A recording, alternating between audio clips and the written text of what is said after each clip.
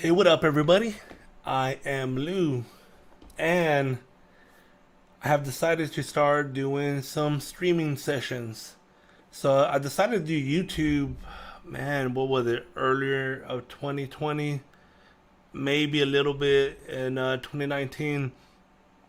And initially, when I got started and got going, I was excited, man. I was excited to make some of these videos. I have a lot of ideas, topics that I want to talk about, and um, what happened in the last few months, I got extremely busy. So I have my own company, my own tech company. We do software development, integration, um, data management for some of my clients, and business has been good. Right, it's a good thing. Been struggling to kind of find some key people to help me out. Again, I'm a small company. I don't have a lot of people right now. Either way, but the people that I do have are helping me out, and either way, it's been tough, man. It's been tough on trying to make some YouTube videos just because of I've been busy with work. Um, but I want to get back into making YouTube videos. So one of the things that I decided to do, and I'm going to try it out, see if it works, man. Maybe it does not work. Um, Maybe it does. We'll see. But what I decided to do is to start streaming. And I'm going to start streaming my day to day life ultimately, right? As I spend so much time in this chair um, coding, but not just coding, um, you know, solving problems, but even from the business aspect of it, meeting with clients, conference calls, um, invoicing, um, meeting with the team, even hiring. I just hired somebody not that long ago to help out for a bit. There's a lot of other stuff that comes operating. Again, gotta do my taxes. I mean, things of that nature, right? My accounting, my bookkeeping. Process everything in QuickBooks. There's a lot of um, a lot of things that's involved, right? But ultimately, y'all get to see that. I'm gonna try it out. I'm gonna start streaming, see how that works. Maybe it works, maybe it doesn't work. Who knows, right? I mean, at the end of the day, though, that's the plan here. Kind of want to share with y'all what it's like, to run a small business. Even if you decide to be a freelancer, programmer, that's a freelancer, for example. You're gonna have to deal with all of these I don't want to call them issues, but these other tasks, right? The accounting, the bookkeeping. Maybe you get too much work, so now you need to bring somebody else in to kind of help you out. Um, Hopefully you get to see all of that, right? So, um, again, I want to get back to making YouTube videos, but I think for now, because it is very tough, I think I'm going to stream day to day on certain things that I'm doing. And there's things, projects that I'm working on that I'm gonna share with y'all as I'm able to, right? Because there's some things that I just can't share because of confidential. The data's confidential. It's my client's data, so I can't stream that kind of information. But nevertheless, the stuff that I can share, whether it be some of the projects that I'm working on, that I'm coding up, I do want to share with y'all, and I want to kind of go through the process. Um, and actually, so I'm actually doing this Shopify integration project, and what I decided to do is I kind of built it within Flask because the goal of this project is I'm gonna have other integrations involved. I'm gonna be integrating with Amazon, Seller Central, um, RNL, Carrier. I mean, trying to think of some of the ones off my mind. Just different, other trade partners I'm going to be integrating with. Shopify happens to be one of them. But ultimately, what I'm building is this framework where as new clients come on board that I'm going to integrate with, it's more configuration. right? Like I already have the source code in place, and I'm going to manage it through the URL, and it's just most more so of configuring them into to the database, and then as I call, in my URL, I will have a parameter that will be calling, specific values, right? Like, key values.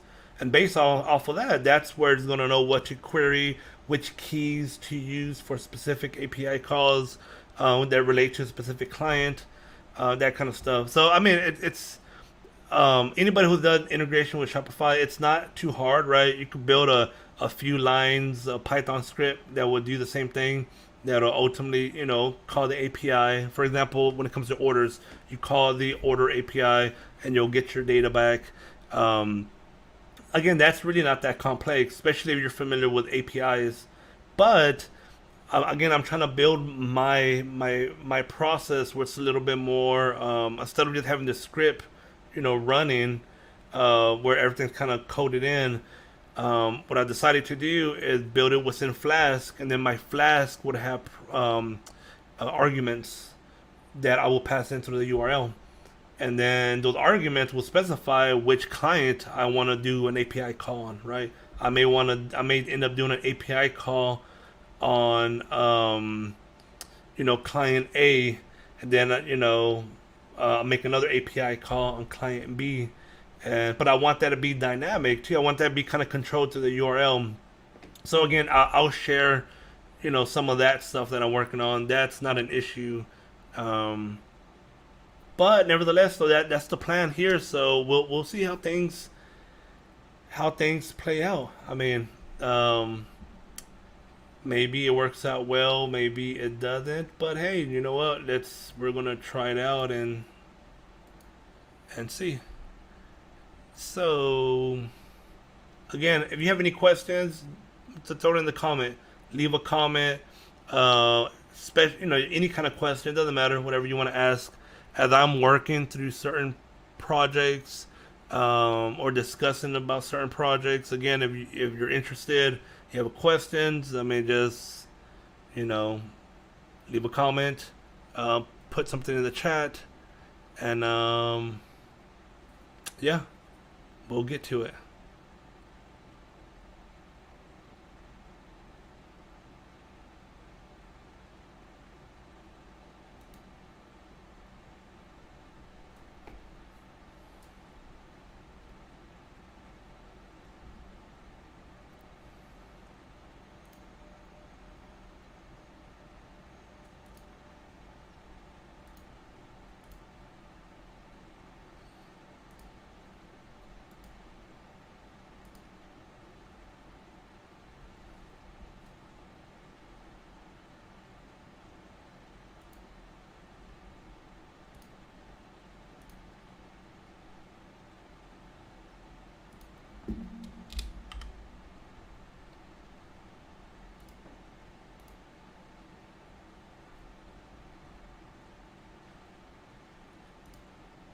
All right, I was just checking something right quick. I was YouTube Studio was giving me this warning message, but I think I adjusted it, so hopefully it shouldn't be a problem. But I guess we'll find out.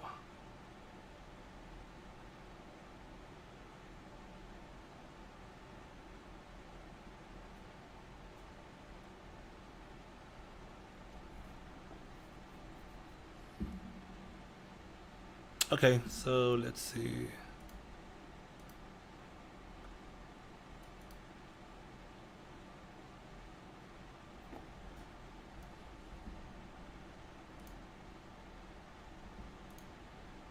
So ultimately, one of the things that I'm working on right now is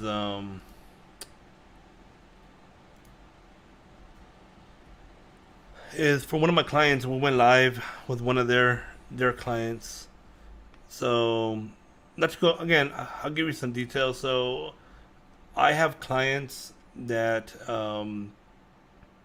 I do integration for, software development for. Good example to me, they may want me to build them some sort of web application to Here's a good example. So one of my clients, it's actually a big client. They've been a client of mine for from the beginning since I started my business. So again, to give you some background, I started my business back in 2018. I think it was September 2018.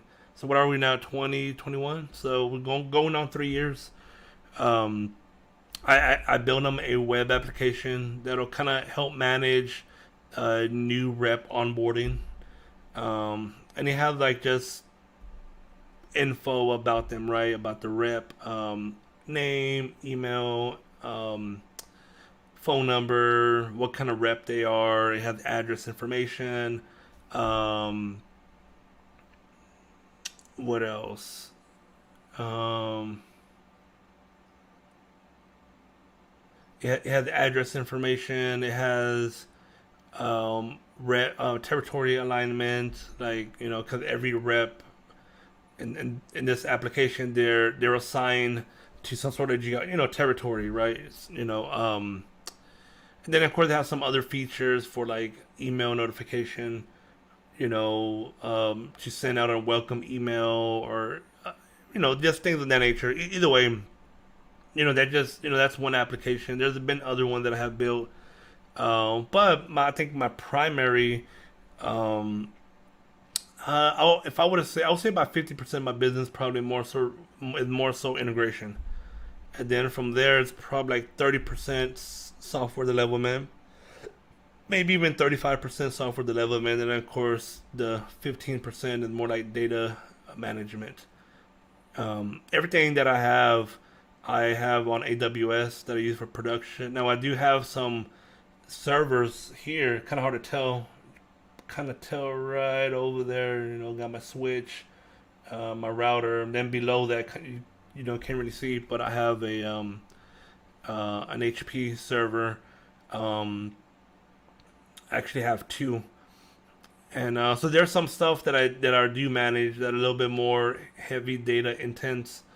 And it doesn't need to be live. I mean, for some reason, if I lose internet connection, it doesn't mess things up, right? It's kind of more of I process data here locally.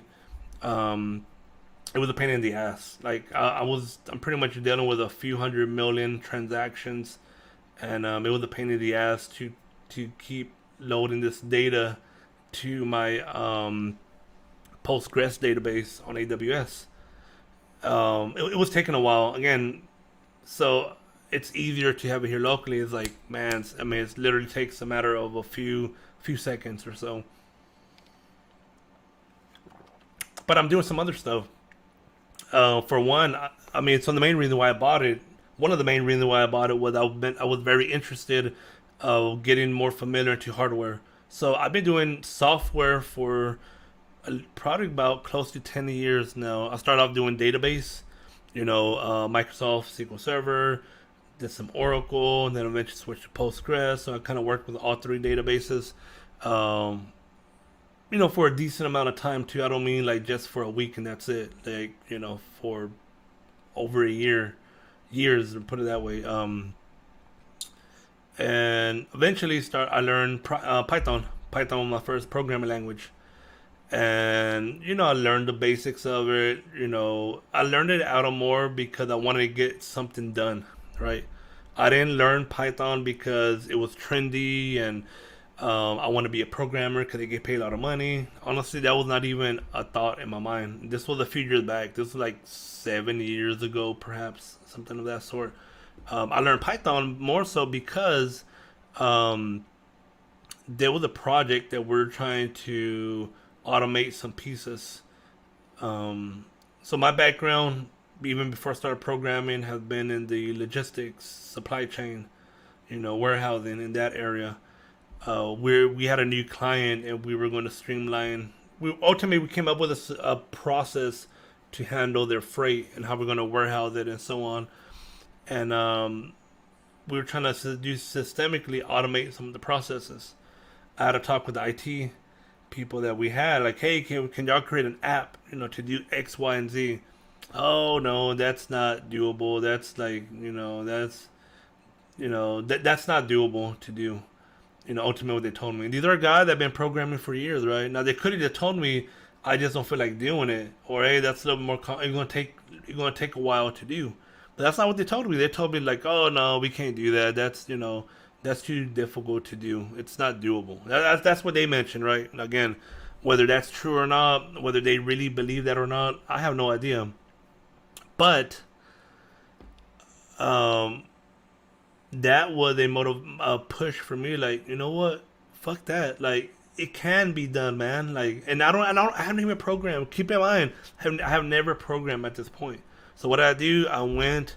This is back then. Again, this was like 7 years ago. It's been some time. I end up taking a Coursera class. Back then, it was free. I believe now you got to pay. I'm not sure how much you got to pay, but I believe today you do have to pay. But this was back then when it was free, and I took a course. It was like I can't remember, like maybe 12-week course, 8 12-week course, something of that sort.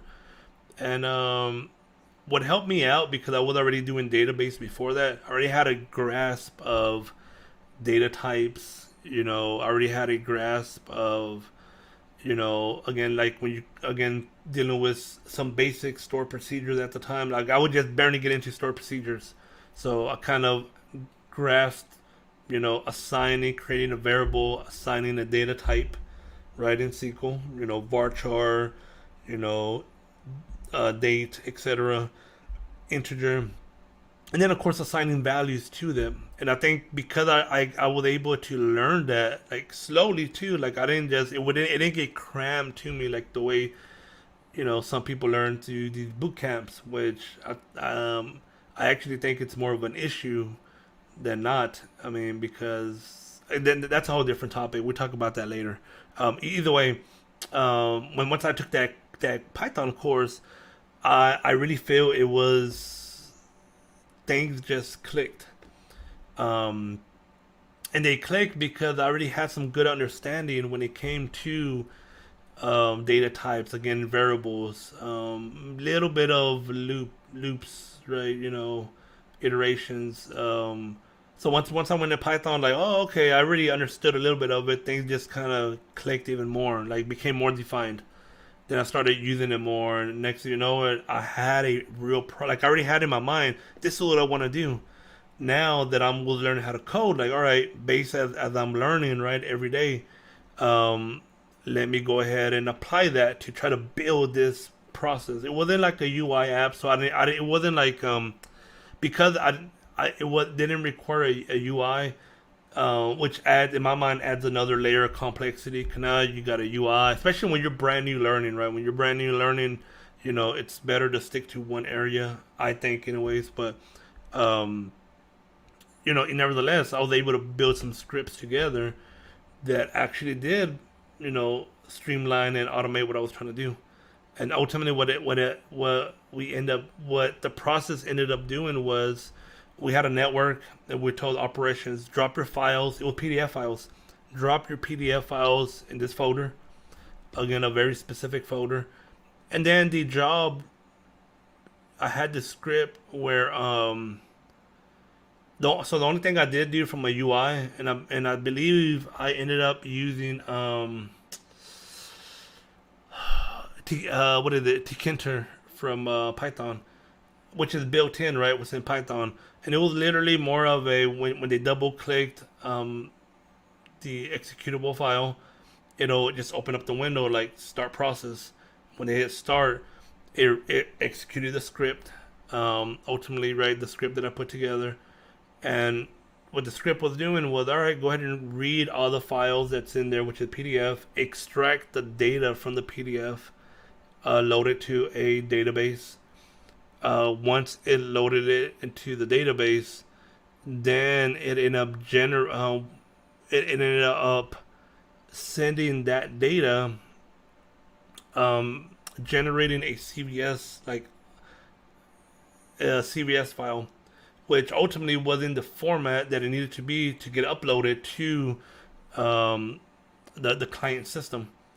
So now it allowed it. Then ultimately, what we did was extract data from a PDF file, get it into the format, CVS file format, so it could be uploadable to the the client system, which is number one. Number two, since we put it into the external database, again, not the WMS system database, but this external database, we were able to now automate another process when it came to generating labels, shipping labels, because we had the data, and at the time we linked the Zebra Designer Pro label printer. It has some software we connected to the database. We connected to the database, so now we're able to read that data and print out labels with all the information on there. And then which is key that we needed that part of the process. And then we also needed to print out some documentation, which we were able to query the database, get that printed out. But that was my first project. But again, I think what helped me out so much was I had a real project. Like I had something in mind, and I was learning to code for the purpose to build something. Right? I wasn't learning to code because I heard it's cool. I wasn't learning to code because I'm trying to get to the job and as a software developer and because they pay good. Like I had a strong desire to build something, and in order for me to build it, I needed to learn code. Now, once I started, got my toes dipped in it, I fell in love with it.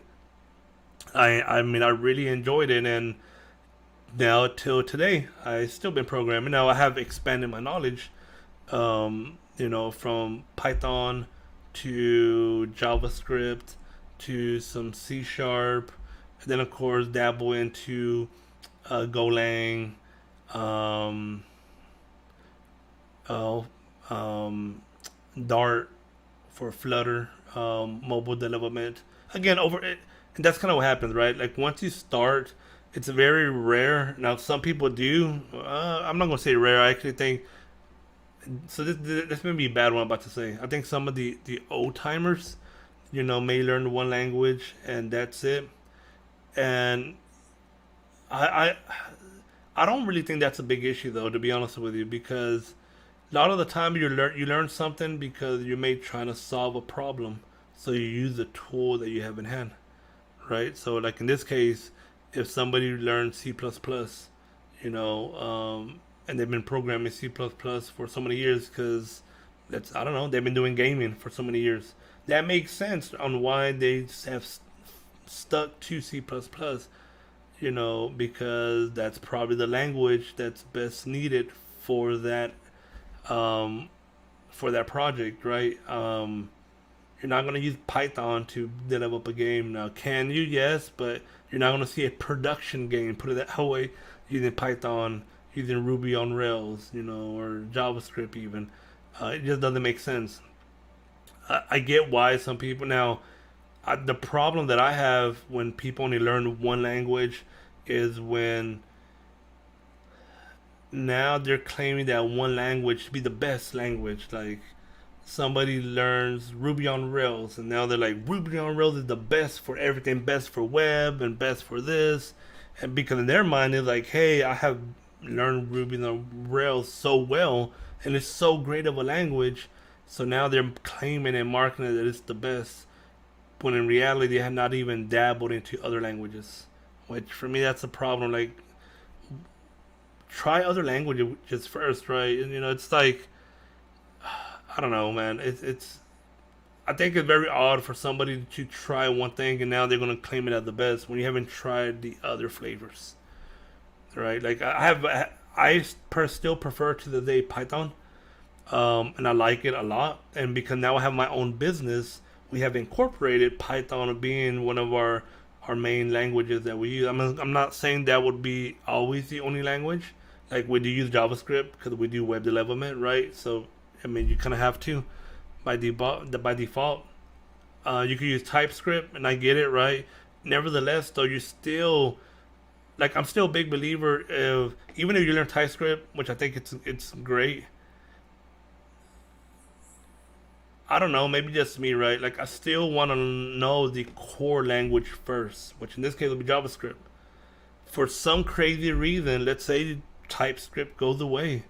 TypeScript, over time something else comes up that's better than TypeScript. So now everybody jumps off the TypeScript bandwagon and jumps to something else. But until JavaScript goes away or JavaScript is touched, or some other language comes out that could replace JavaScript for web, that's in my mind that's still the prime language. Like if you could use these other frameworks on top of it to make it easier, I'm all for that. I think that's a good idea.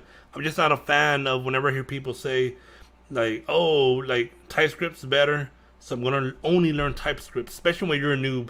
I'm only gonna learn TypeScript and screw JavaScript. I'm not gonna learn JavaScript because hey, everybody else uses TypeScript. TypeScript is a cool thing to use. Everybody else is using it, so I'm just gonna stick to TypeScript. That's where I kind of have a problem with that because you're not learning the fundamentals of what's underneath that language, which in this case is JavaScript. Like learn that first, and then learn TypeScript. That's my opinion, of course, but you know, who cares? It's just my opinion, right? Um,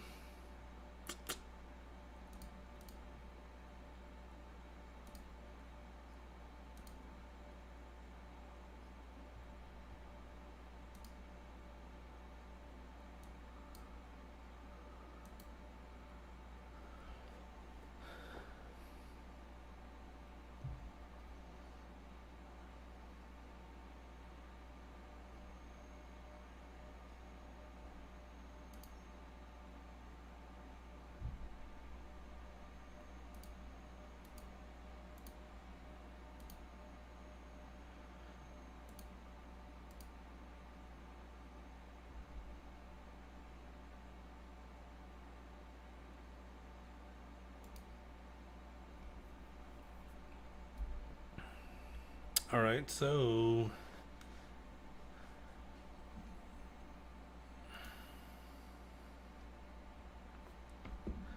let me get back to what I was doing earlier.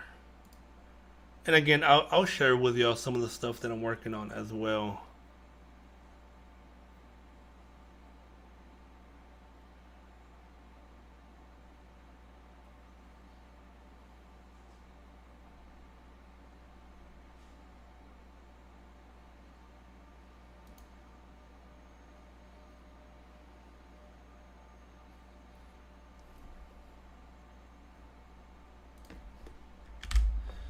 Let's see.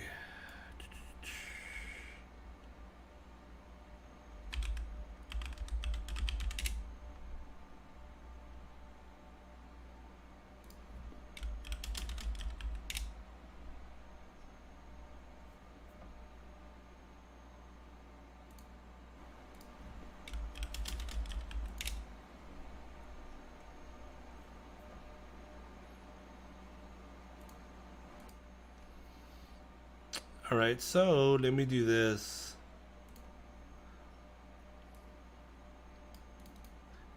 Let me just make sure though that I don't have anything that's kind of more on the sensitive side of data. I don't think I do. Um,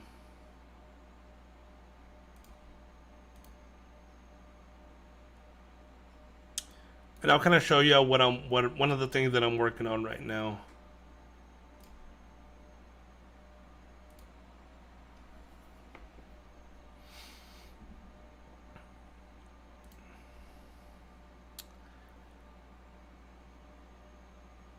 So let me kind of show you how this works, right? Just from yeah, it is running. So let me open up my browser. Let's see.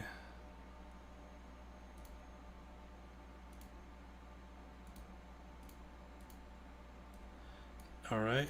So ultimately, the way, again, I'm using Flask here. What I end up doing is I'm controlling certain actions through the URL. So I could, so initially one option, the way I started off initially was I created a file called app.py. And just, again, Python file. That Python file was going to take arguments. So when I run into the command line, right, Python app.py, I would have to pass in some kind of key arguments, and one of them was going to be client, was going to be the argument. So what I decided to do is I don't want to manage it through the command. What I decided to do is I want to manage that through the URL. I want to be able to kind of connect that to the URL and to manage it that way.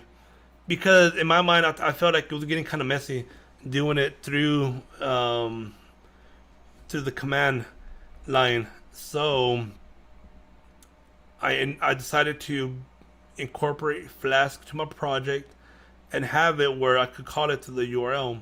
So just kind of give an example. If we take a look at this, we have the passes TPL Central, and then we have a retrieve OS key. So this is the a application, and ultimately what we're doing here is we're going to retrieve back a OS key, an access key ultimately, and once we get the access key, then we could call the API.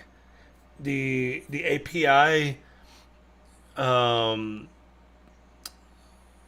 the keys need to be refreshed every, what is it, 60 minutes. So I created this, this method to refresh. That's kind of what this is doing. So if I run it right now, hit enter, it's telling me that it's valid and it's been refreshed. Okay, so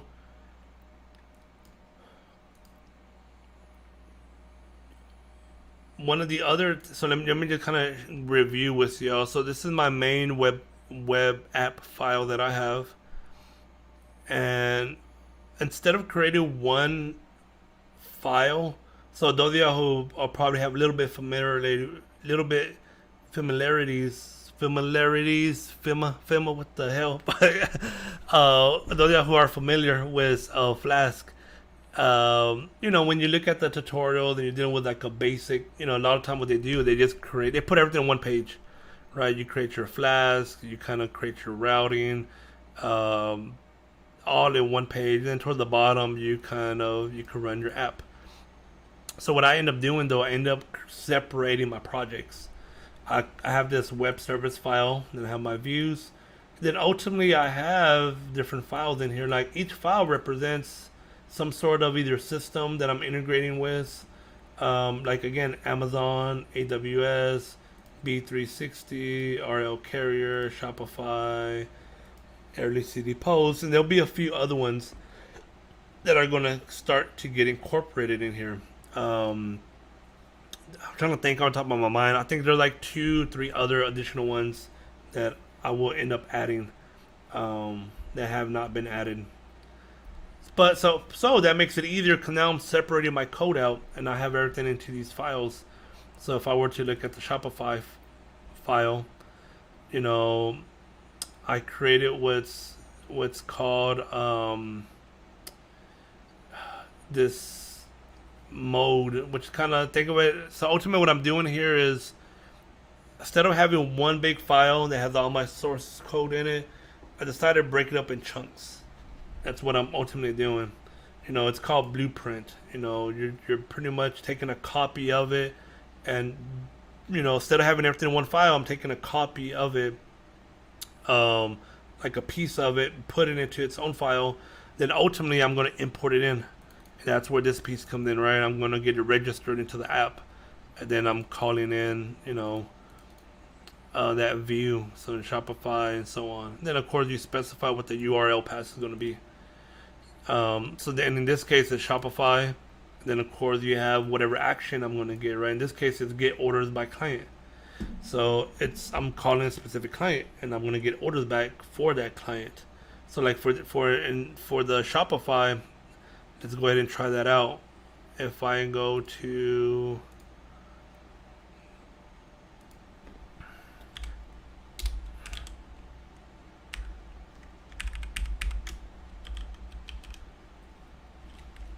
there it goes, get client,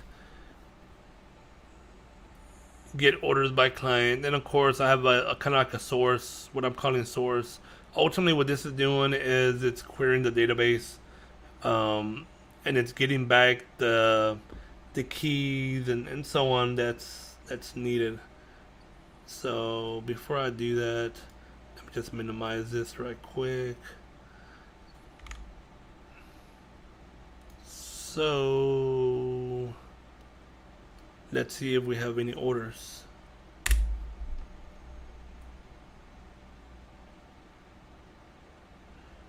We have 4 transactions. Okay, so that's received from Shopify. Now, hopefully, I don't know. I'm hoping this makes sense, but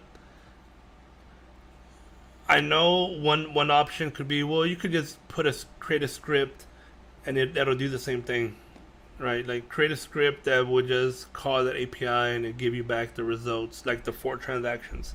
You're right. Like if I was working on, if let's say if I had a Shopify cart and I wanted to get orders and I knew how to, again, code, you could easily create a script that's really that basic that would just do that, right? Based on your access key, your that you receive from Shopify. Based on all that information, just hard code into a file.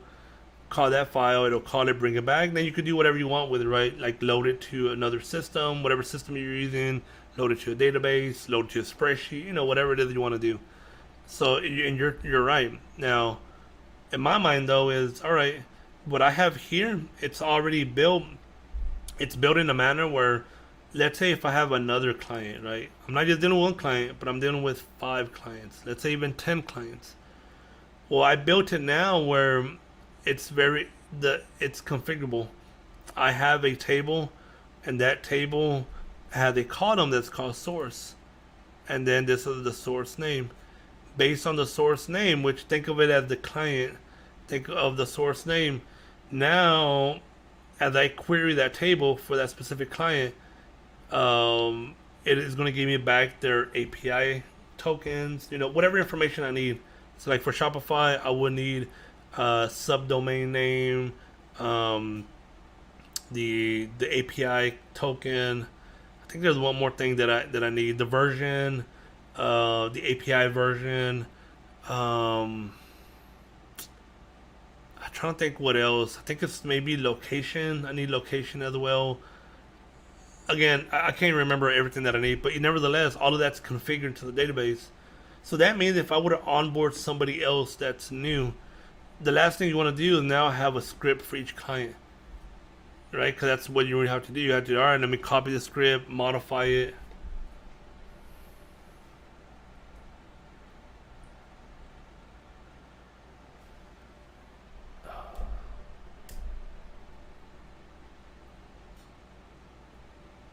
All right, guys, man, I don't know what happened. It ended up freezing up on me. My camera, well, not my bad. My battery died, but I don't not sure why. Well, I can explain it. My battery did not die because I have a connected to the outlet. My battery pack. Um, I have a Canon M50, so those of you who know, after 30 minutes it shuts off.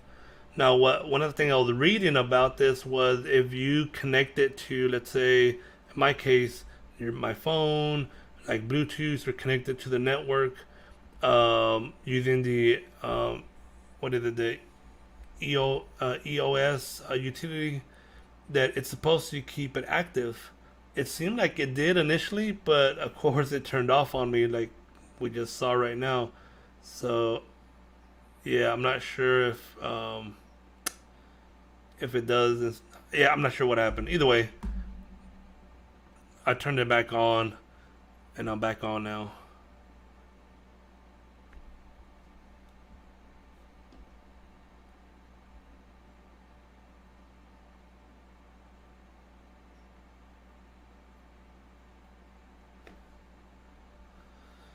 All right, so but again, that's kind of what I'm doing here, and that's kind of, again, you could tell I have a get record class, auth keys by source. I get my all my information. So in this case, I'm getting my password, auth key, reference means subdomain, then of course app version, because all that's configurable, right? I have mine in the database. Doesn't have to be the database. You could have it in some sort of directory file where you're just reading a file to get that out. You could have a config file, one JSON file with all your different, clients that that's what you're dealing with. But in my case, I put it in a database. Nevertheless, so once I get my data back, which is orders, then I'm doing a iteration over them, and I have a create record class for orders, and I'm loading all that data into my database. Once I load it to my database, depending on what's going on, there may be some pre-processing involved. Um, and if there's a stored procedure that kind of does that. Then it puts it into the status where I have another job that runs that ultimately queries the database and converts it to a JSON file and puts it into the format that's consumable for my client system. So my client system needed a specific schema, specific format, and it needs to be JSON. So that process converts it to that, puts it into this outbound queue table, and then there's a job. Anything that's an outbound queue table means it's going out.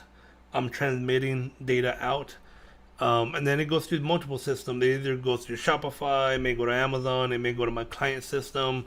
It could go wherever, right? Just kind of going everywhere. But that's kind of where that's like the queue. That's what we call outbound queue. That's kind of where that. So, but right now, the one of the pieces that I'm working on is the inventory piece.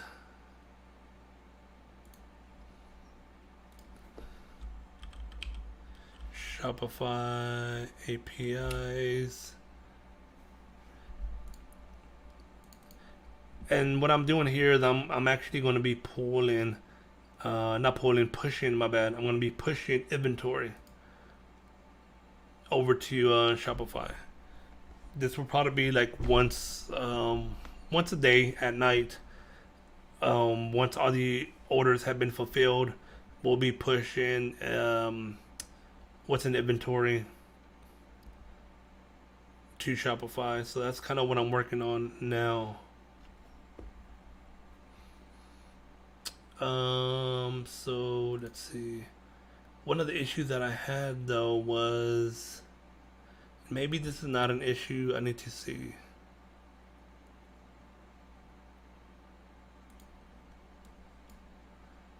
Um,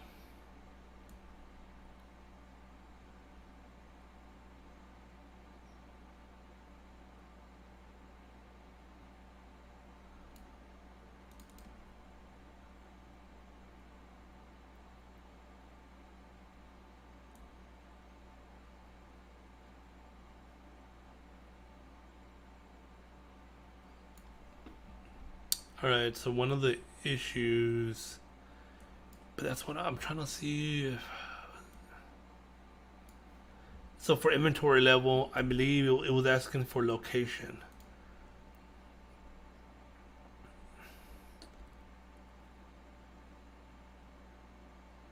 So again, it's by locations because you got multiple locations.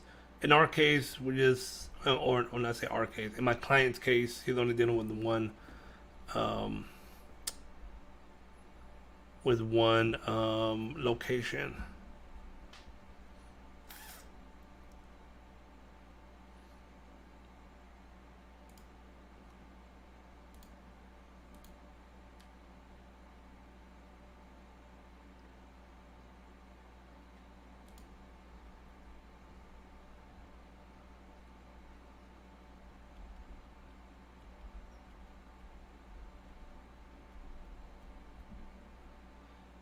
So, and I think that's where I had the issue at was I want to pull, no, let's see, where is it? Connect an inventory item to location. That's not what I want. Set the inventory levels for an inventory item at a location. All right. Set the inventory level for an inventory item at a location. If the specified location is not connected, it will automatically connect first. When connecting inventory items to location, understand the rules. No, this is not what I'm trying to do here.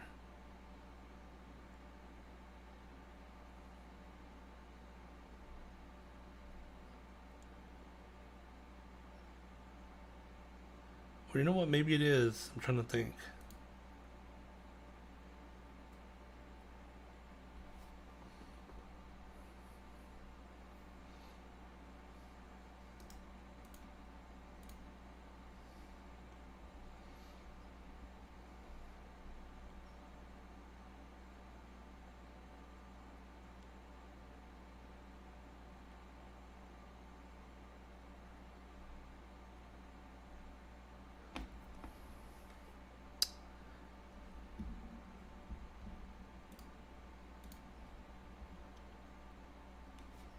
Hmm.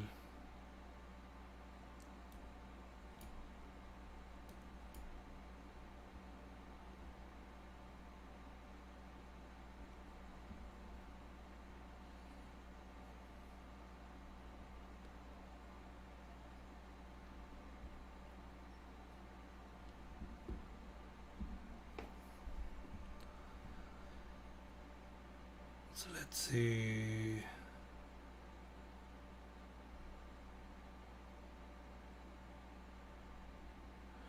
So I don't want to retrieve inventory levels. Retrieve inventory level for a specific inventory item and location.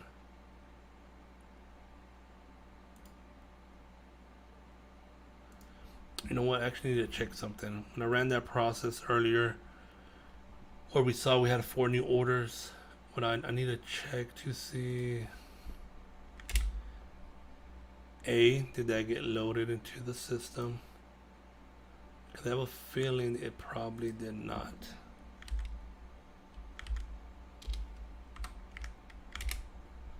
Oh, there we go, they did.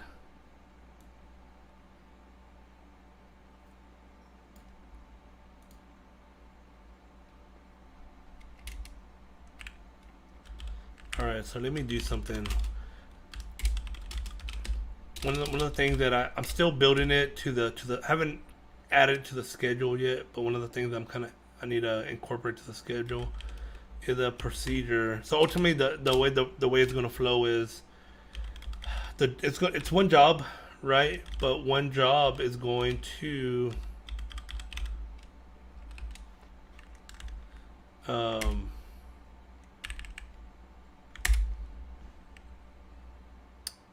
oops.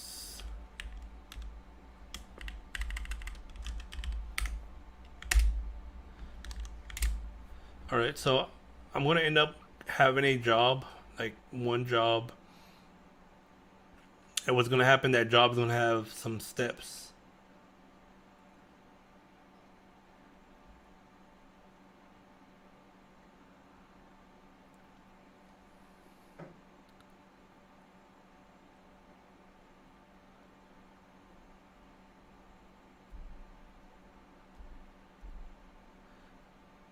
And these steps that it's going to have is going to be called the API for that specific client.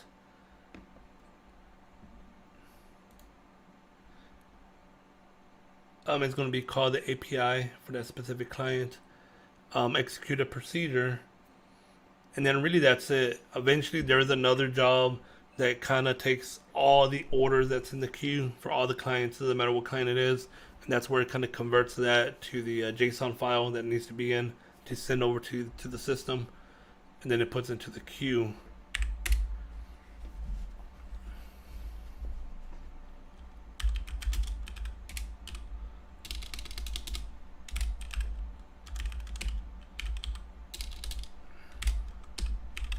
But one I'm checking right now is I added some new logic, and I do want to make sure that they actually apply that logic properly. So that's kind of what I'm checking right now. I would share with y'all that it just, again, I am dealing with client data because I'm looking. This is a production system that I'm looking at now. So for that reason, really not able to share with y'all.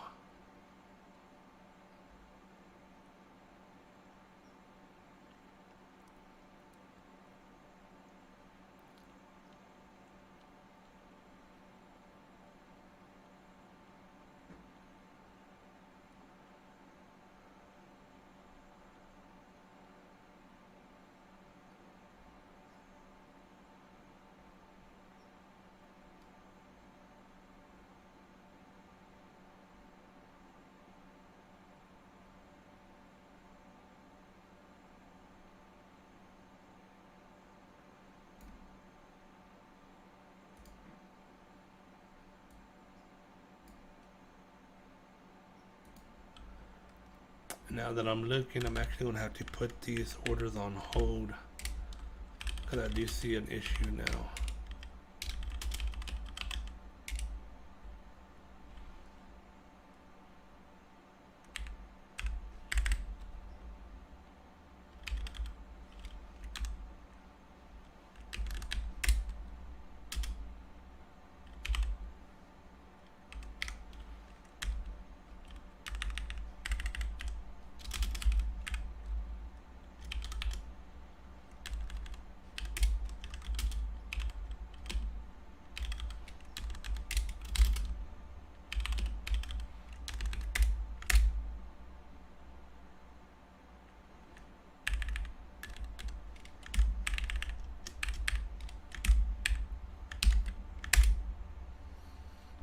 Okay, so it's something I just need to talk to the client tomorrow.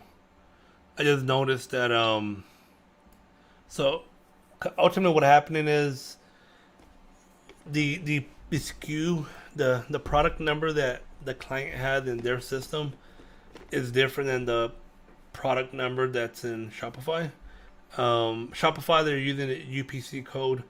In the client system, they're actually using the manufacturer code. Um, there's reasons for that. Some of this data has to go back to them for analysis and so on. So in order, ultimately give them the right data, like the SKU in the right format, it was more for those reasons. Um, but there's two of them that are not entered in. So I just put them on hold for now, and I'll email the client, let them know like, hey, we got these orders. Just kind of let them know.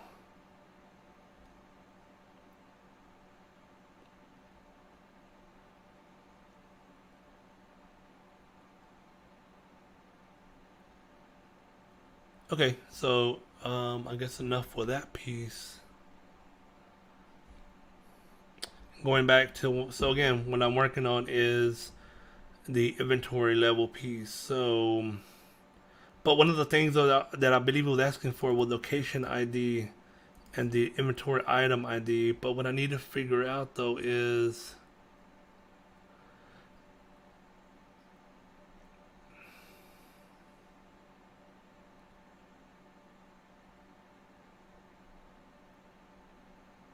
because this is where I'm not 1% sure. So here's the easiest way to get back, right? Let me see.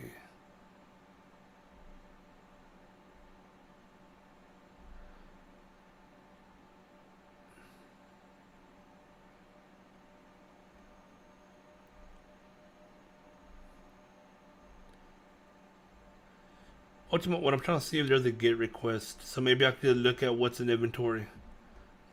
If I could see what's there. So retrieve inventory level for specific inventory item. Retrieve inventory level without specifying location ID. Failed and returns an error.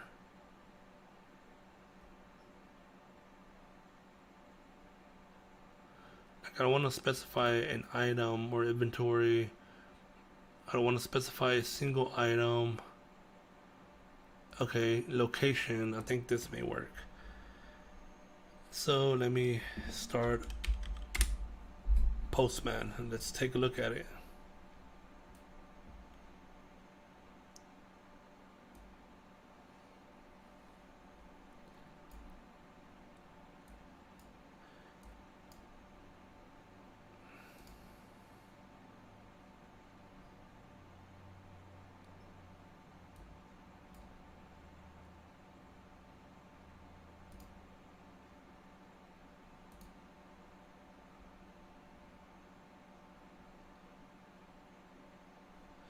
Alright, so let's see what we're dealing with here. Inventory levels.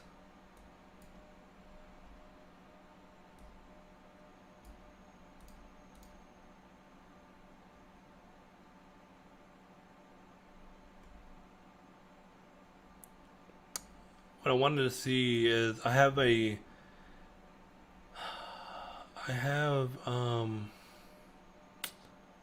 it, where's my table at?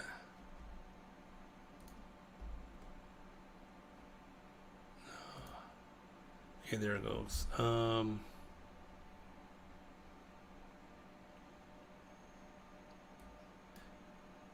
Okay, that is my location. All right. I do have a value in my database, which was the location ID, which is this guy. So at least I know what I do have is it is the right value.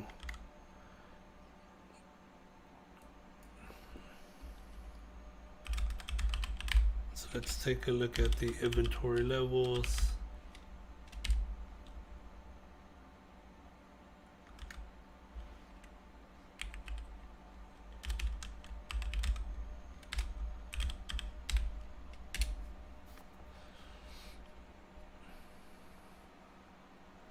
Okay, there we go. So that actually gives me all the inventory. That's actually what I was looking for.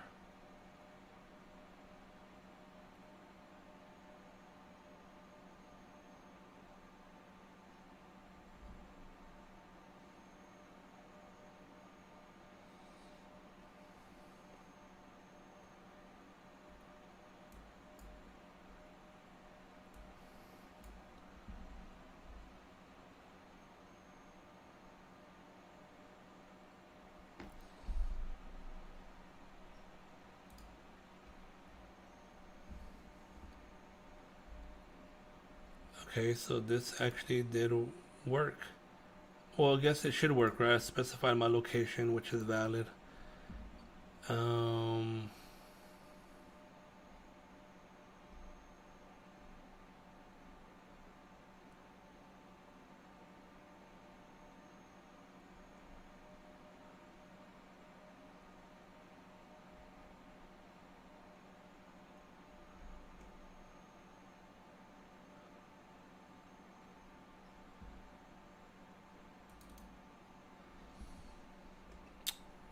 so let me do this. I think I'm gonna need this data. Yeah, let me put it to the side.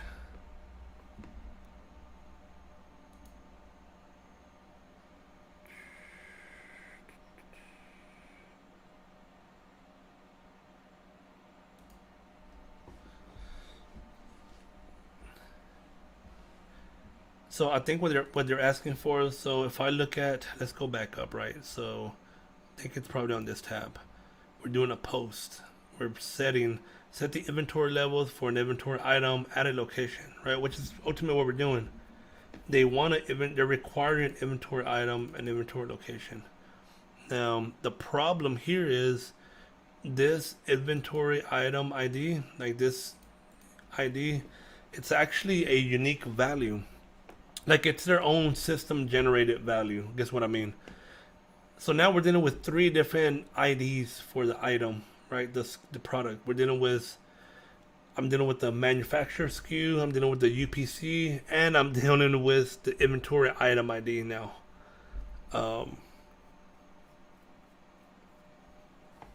But to confirm, I need to make sure that inventory item ID is.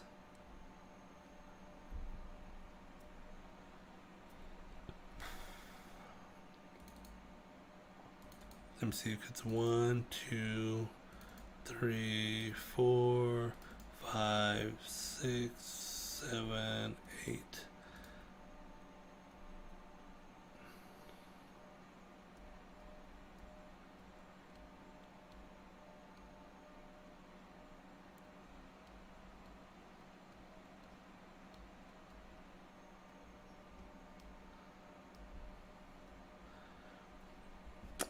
So what I'm gonna have to look at now to know how to map it properly is, where's the product? Here goes product. Product, get products. So let me run that.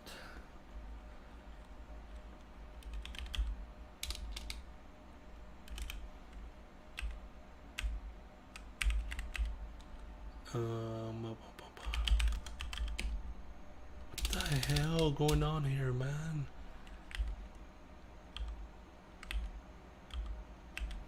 What the hell?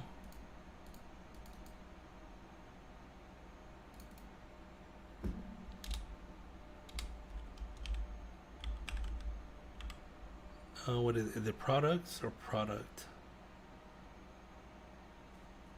Products.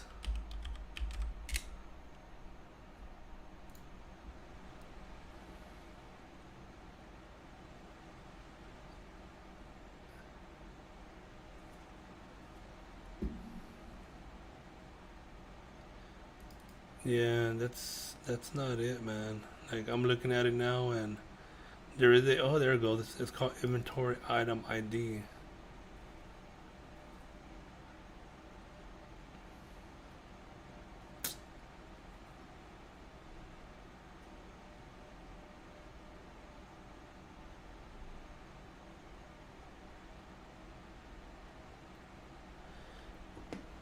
The only thing I'm curious about it is, I'm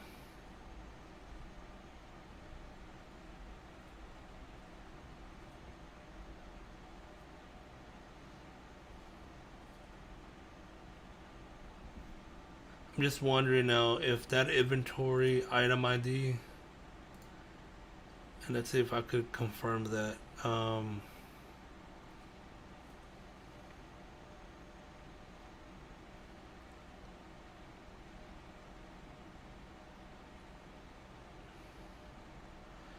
An inventory item represents the physical goods available to be shipped to the customer, which makes sense.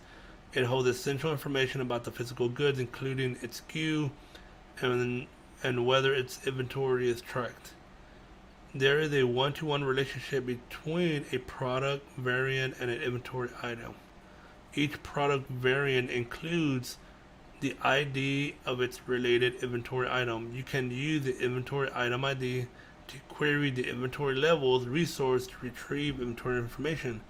Use the inventory item resource together with the inventory level and location resource to manage a store's inventory across multiple locations. Okay, so I guess that is something that doesn't. It's not a variable. It's like an actual ID. The ID of the inventory item. I guess what I'm trying to confirm is because see we have SKU, right? Unique SKU, but then you have inventory ID. I'm just not sure why. Why not just have a SKU, right? But again, they probably have the reasons of why they did what they did, or probably not.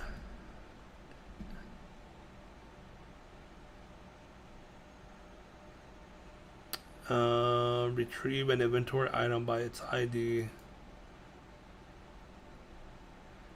And again, in my mind, though, that tells me like this shouldn't be changing. I don't think. Retrieve a list of inventory items. Note as version 201910. This endpoint implementations by using links. Blah blah blah. Okay.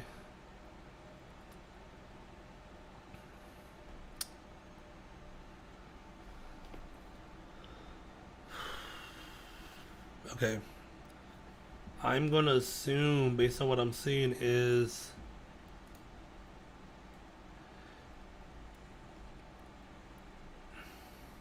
so what I am seeing. So one of the things I'm seeing in the product when I look at the products is I have an ID that's associated to a product, and this again, this looks to be just a systemic generated ID, nothing special. And then we have a what's called variant.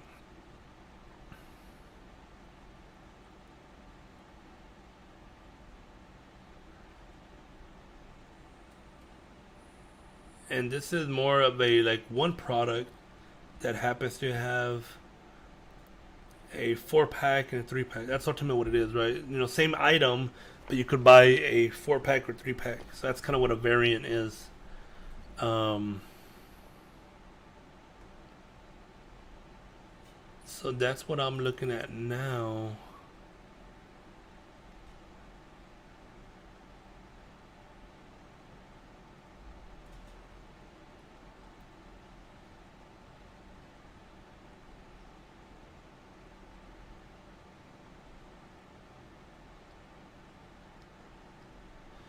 Oh, okay. So I think that was the problem. I was expecting to see like one packs, like buy one. So let's do this, man. Let me go to the store. I'm gonna go to the actual website. I want to see what's available.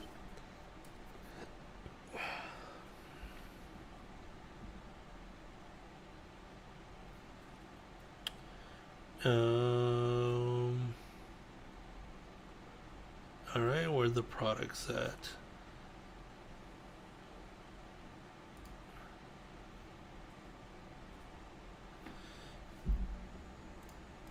Okay, so that is right. There is only a 4 pack and a 3 pack.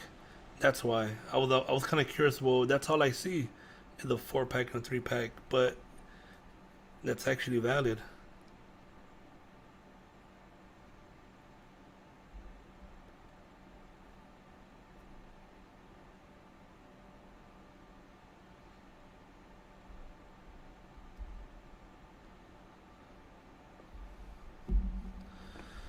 Okay, so that being said,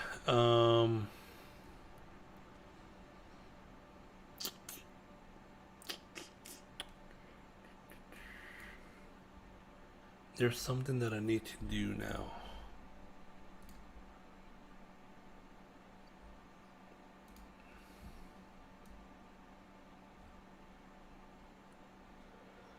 Hmm.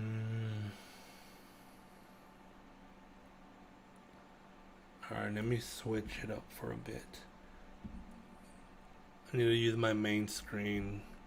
And again, I wish I could show y'all some more stuff that I'm doing. It's just some of the data. Again, it is my client's data, and I don't want to accidentally show y'all an access key or something, that I shouldn't, get my own self in trouble. So, but one of the things that I need to do is so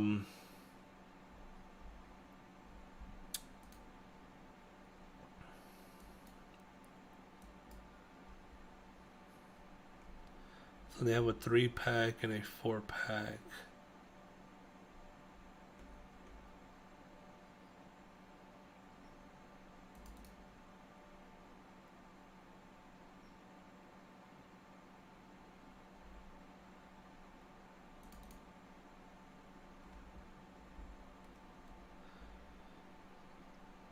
And I need to check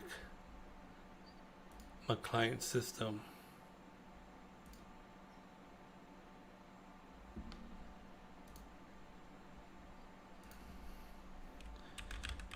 So just in case you're wondering why my eyes are going everywhere, so I have 5 monitors. Well, not counting this. This is actually a different monitor. So I have a MacBook Pro over here, and then of course I have this monitor that's connected to that. Right now it's not active. But over here I have 5 monitors. One, two, three, four, and then 5. So that's kind of why you see my head moving all over the place sometimes. So if you're wondering, just want to make sure that you know why.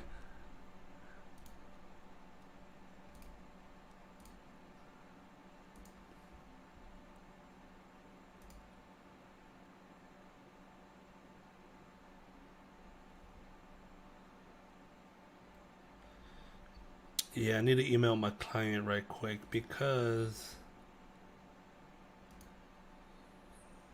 they did not set everything up. They didn't set up the 4 count SKUs.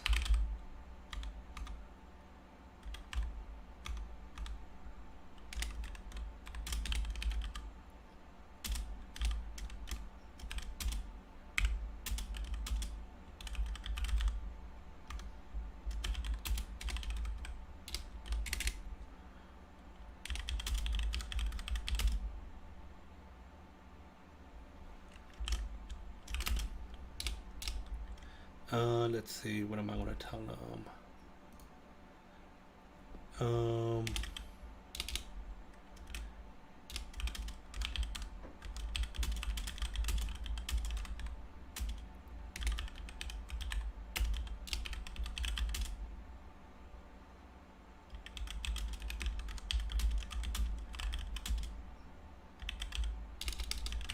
There are 4.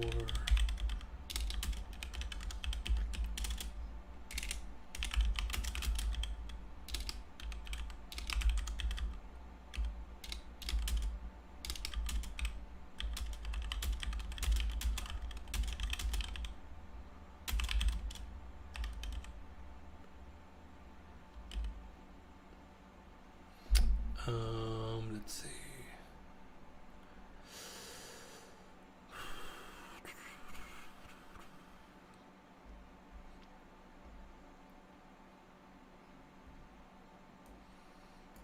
So let me query the database for this information.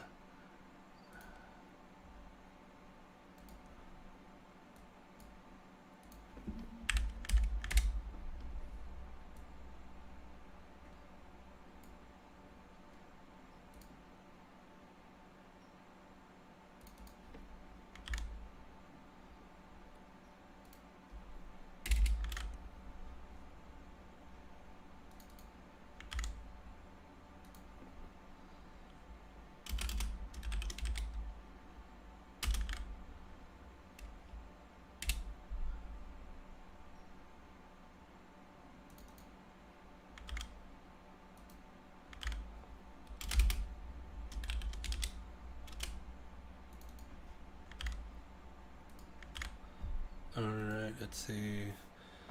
What I noticed, some of them are for the 4-pack, and the 4-pack SKUs have not been set up in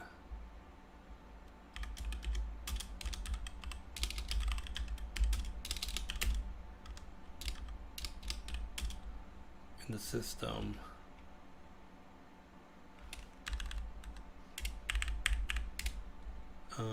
Let's see.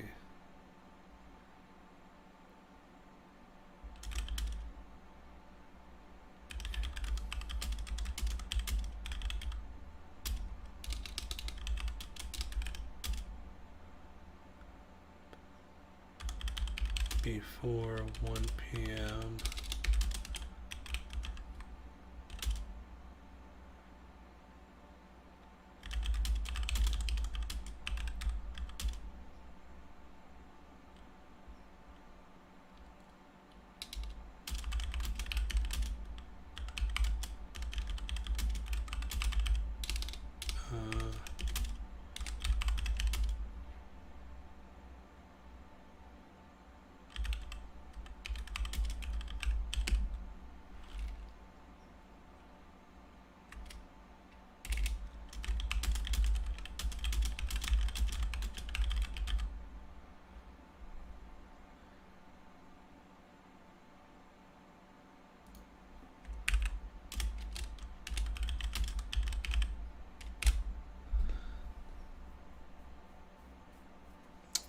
All right.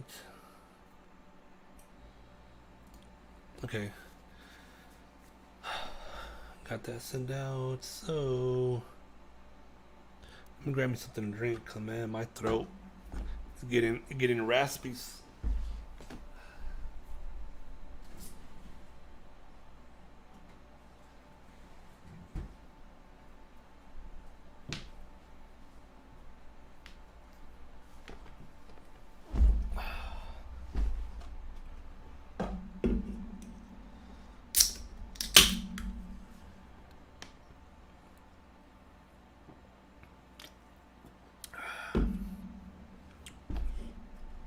Got me some bubbly. Man, what am I talking about? I forgot I bought me some whiskey. I was gonna get me a drink. I'll do that in a few. Let's try to continue on.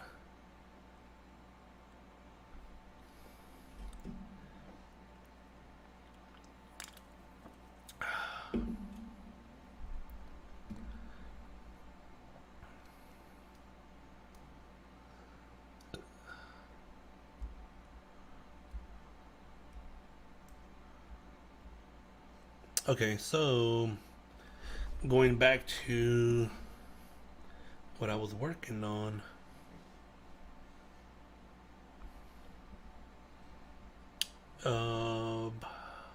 But you know what? I don't know if I would be able to do this though. I see what I need to send back. I need the inventory item. The only problem I have right now is I don't have those 4-pack SKUs set up. Um,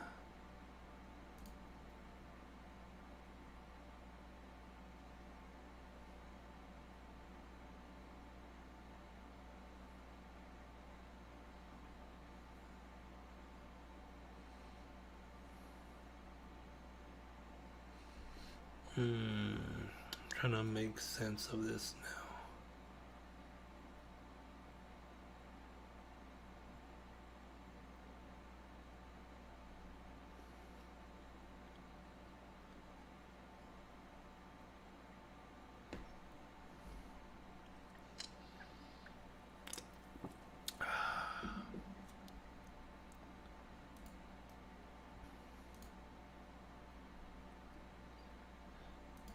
I actually need to check something right quick.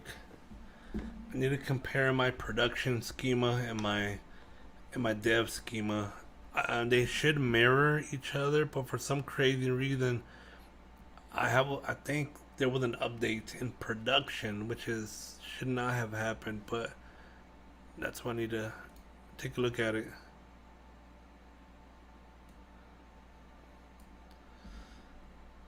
Um,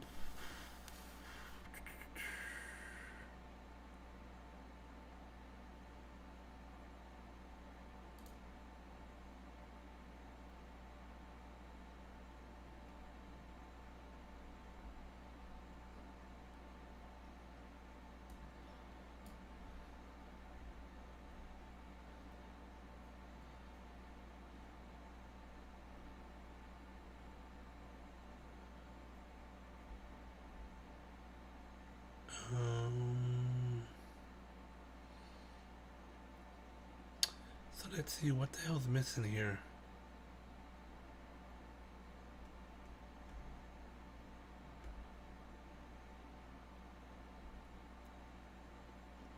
Oh, that's right. I did make a change. See, I knew it. I knew I made a change. Uh, okay. You know what? I need to make another change. I hate doing it like this, but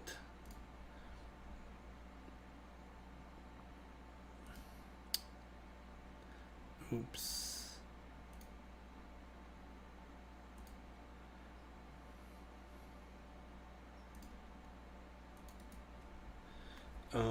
Let me call it.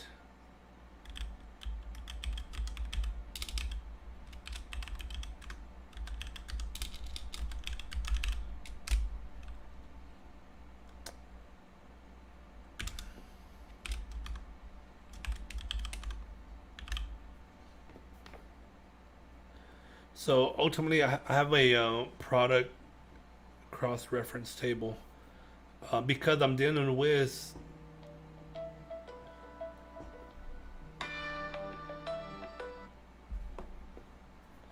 Hey,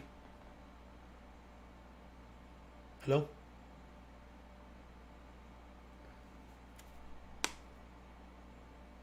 Hey, hello.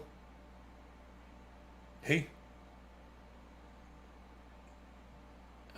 Yeah. I'm streaming, but I can.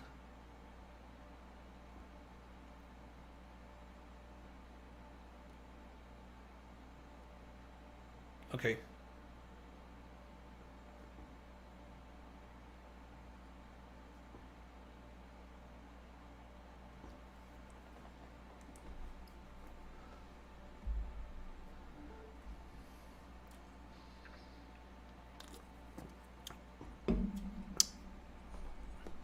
So that was just the wifey with the interruption.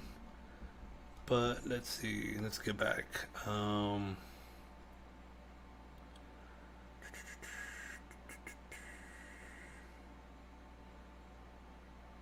Okay. So what?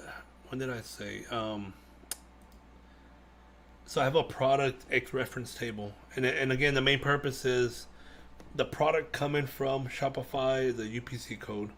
The product that needs to go into the system is the it's like the manufacturer. It's actually the client's system. It's not the UPC. It's unlike another internal ID, pretty much. So now it's two different SKUs. So I need to translate that, from UPC to the other ID so it could get loaded to the system. Well, now when it comes to sending inventory to Shopify, I'm not sending UPC because that's what they gave me, but that's not what they want. They want what's called. So let's take a look at it. What is it called? Inventory item ID. Right. So ultimately, every product has what's called inventory item ID associated with it. And then we just be updating that value as inventory changes. That value will get updated with a new quantity, a new inventory quantity. So that's kind of ultimately what's happening here. But again, I wasn't capturing that value. Now I need to capture that value. Um, so I'm going to put in my X reference table, but because now I'm capturing, again, three different values, who knows, maybe a fourth one later on. I created a reference type column to kind of distinguish what's what, right? Like one of them, it's UPC. It's the mapping of a UPC to the manufacturer. Um, and of course, the other one is the Shopify inventory ID. So, but let me. I'm actually gonna step away for about 5 minutes, but I'll be back. Um, yeah.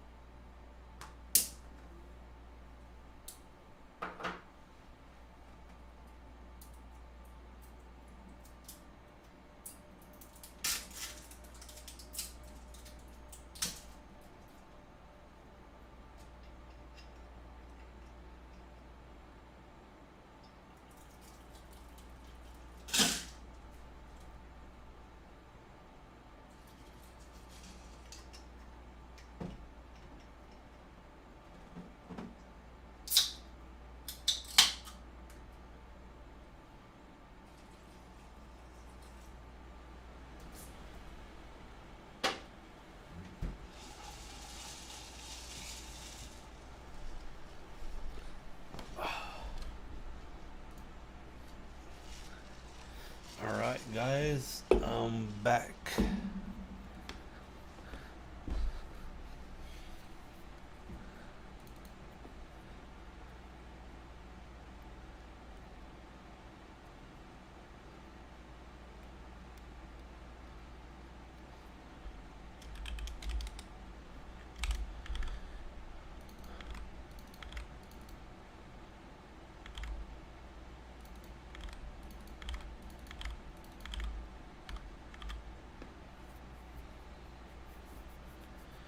And again, I'm just building on the product X reference table.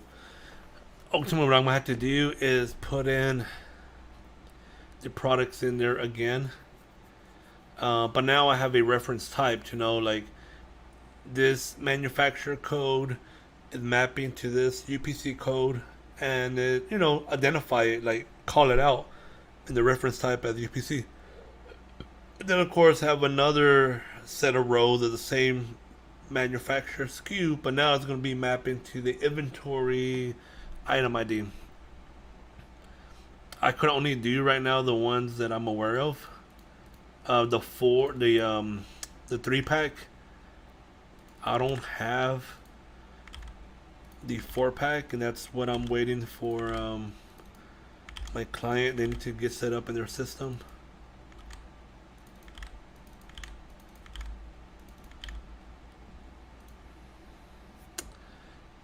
So let's see.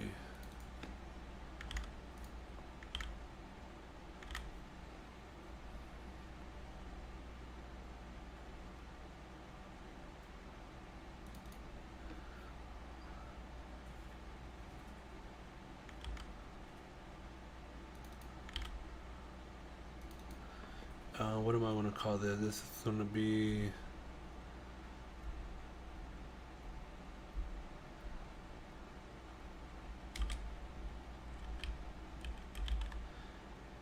I'll call it Shopify.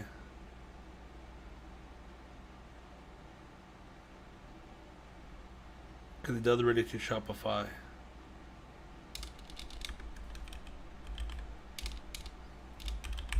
Shopify.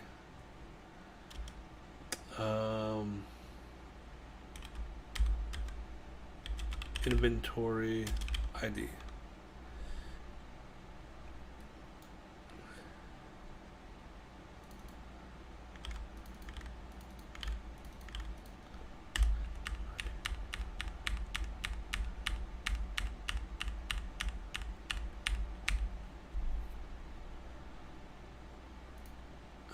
Let's see.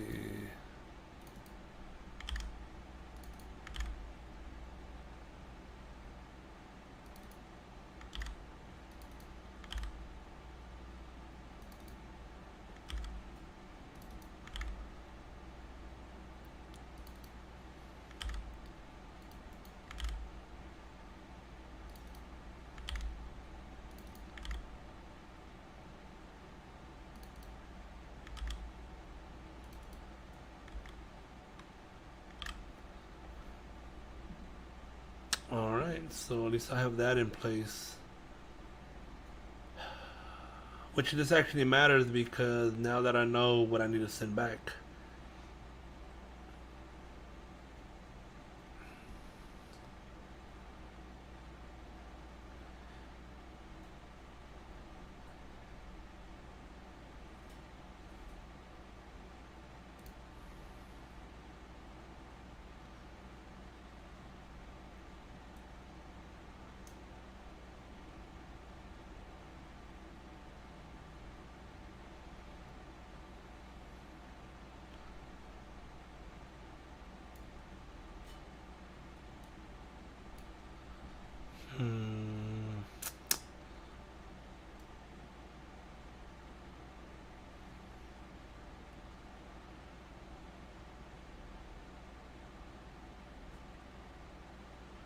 So I have UPC in here. Product. I'm just trying to think.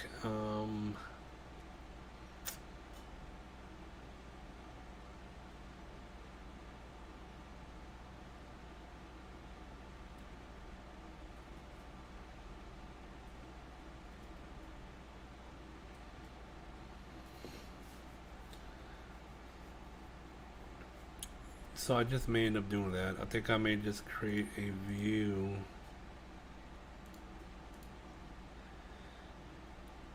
That would be for Shopify.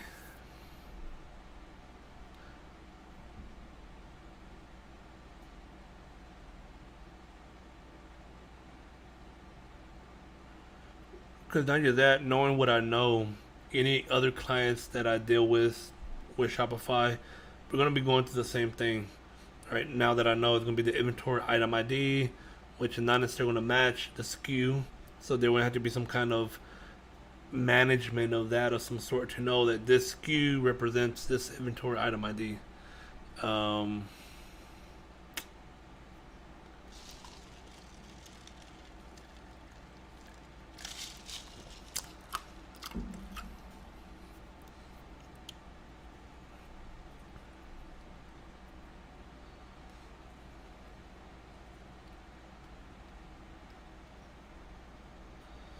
all right, so let's. Okay, now that just trying to think here, man. So let's go back. All right, let me move this out the way and go back to sharing my screen.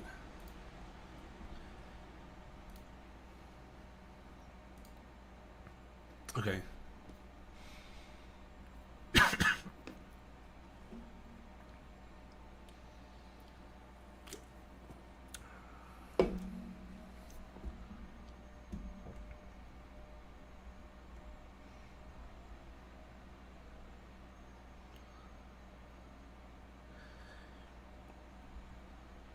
So here's the post. Adjust the inventory levels of an inventory item at a location. So we're literally saying, all right, available adjustment. The amount to adjust the inventory, available inventory quantity set. Send negative values to subtract from the current inventory level. For example, adjust available adjustment 2 increases the current available quantity. Oh, that's not what I want. That is not what I want at all. Connect an inventory item to its location by creating an inventory level at this location. When connecting inventory items to location, it is important to understand the rules. Location, inventory item, reallocate. No, that's not what I want either. Set the inventory level for an inventory item at a location. If the specified location is not connected, no, that is not what I want. Man, that's not what I want then. So let me go back to.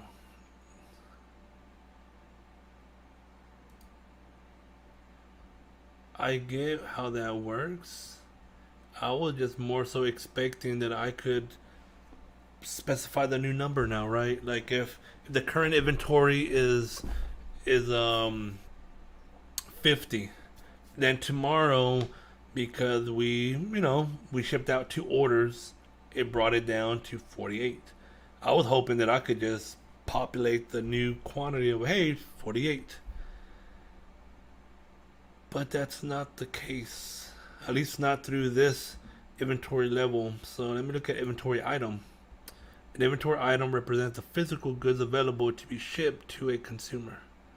It holds essential information. There is a one-to-one relationship between blah blah. Use the inventory item resource together with inventory level and location resource to manage and store inventory access. Blah blah blah. Okay. Either way, let's go down. So let's look at put update an existing inventory. Oh, this is I guess what I'm looking for. It's literally saying inventory item, update an inventory item SKU. That's not what I want to update. Update inventory item cost unit. That's not what I want to update either. What the hell, man?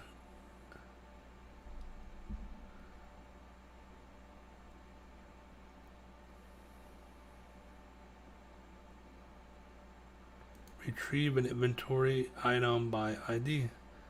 I get it, right? We could retrieve all the SKU information when it was created, the cost, subtract. Okay, I got that.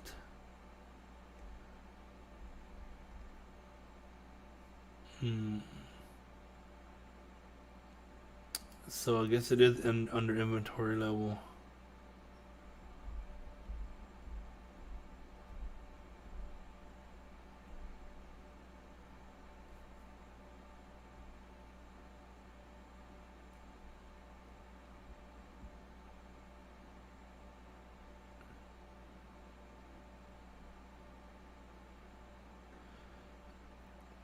So I get that I could get inventory levels, which is not what I want to do, but I get that I can do that. And then I'm going to do a post adjust the inventory levels of an inventory item by location. I get that. Set the inventory levels for an inventory item by location.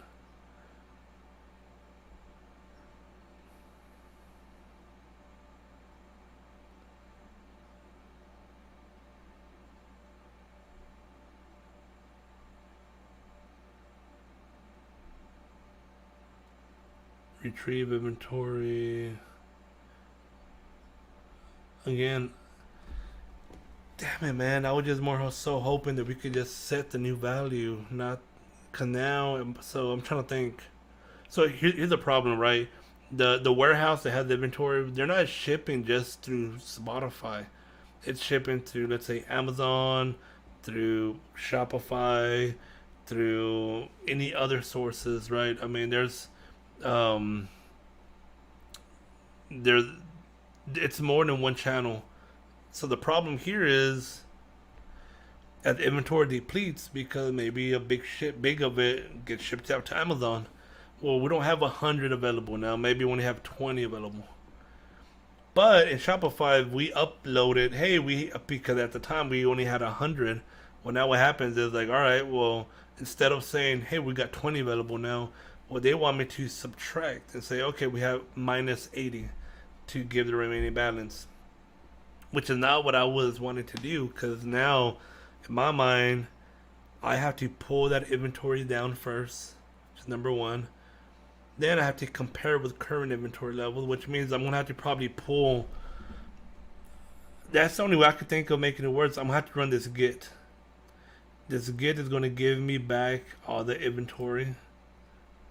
Right, inventory, blah blah blah. And I'm actually gonna, I want all the items, which is why I would run this. No, not by location. So they're gonna give me all the items back with their quantities. Right, with their quantities. I'm gonna have to now compare that to what we actually have in inventory. So maybe 2 days ago we had 100 in Shopify. Well, now we're gonna have 20. So what I'm gonna have to do is take that 100 minus whatever we still have, which is gonna leave 80.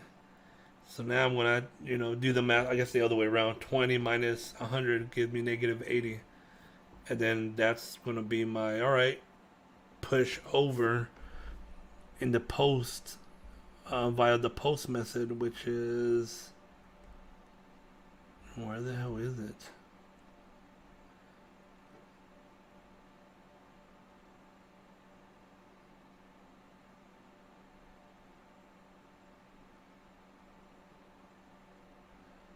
Um,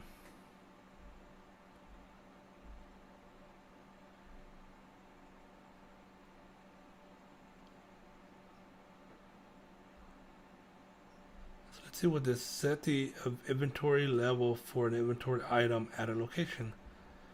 If the specific location is not connected, again, that's too connected.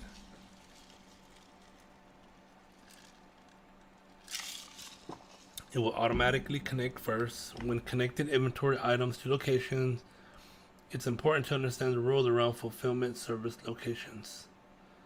So it's saying it wants inventory item ID, got it. Location ID, got it. Set the available inventory quantity. And then what does this say? Disconnect if necessary. Whether inventory from any previous connected location will be set to 0, and the location disconnected, the property is ignored when no fulfillment service is involved. Default false. Okay, so I'm not going to disconnect, which is fine. You know what? This may be it. This is probably the one that I need. Set the available inventory at a location. There you go. That's exactly what I need. Never mind. I'm I'm not minusing or adding. I'm just setting it. Set an inventory item to fulfillment service without disconnect if necessary equals true. So this is saying this is true, but because there's quantity available, you cannot disconnect. All right, which is fine because I wouldn't disconnect anyways. All right, I think I found what I need. What I need. This is actually what I need then. Cool. Okay.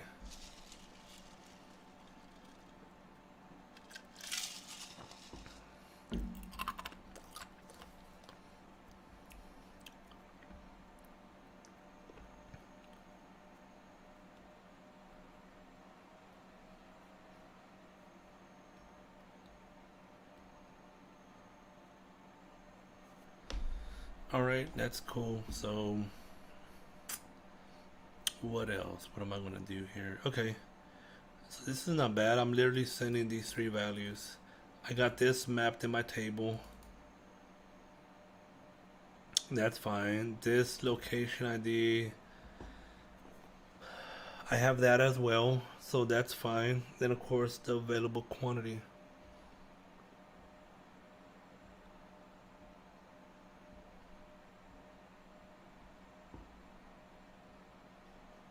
Okay, cool. So I think what I need to do here then is create a view.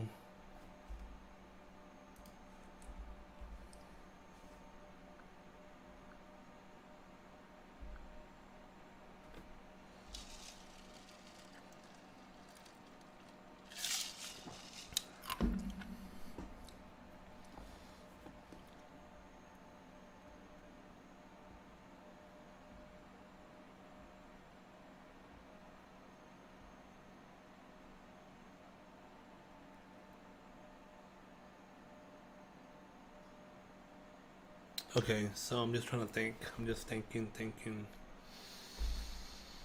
Hmm.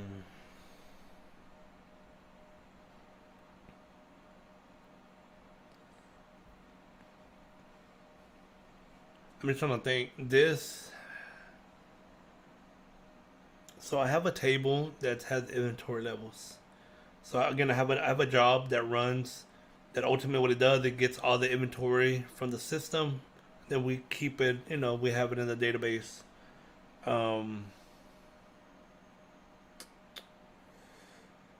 but what I'm thinking is I may create a view that's specifically for Shopify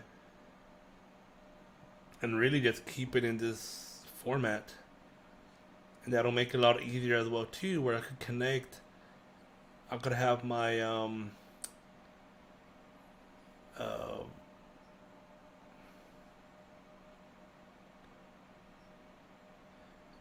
it makes it easier because the inventory is not aggregated right now. It's all summarized. And because we do need it to be summarized when we send it back to Shopify, so it'll accommodate, it'll fix a few issues that we have. So let's do that right quick.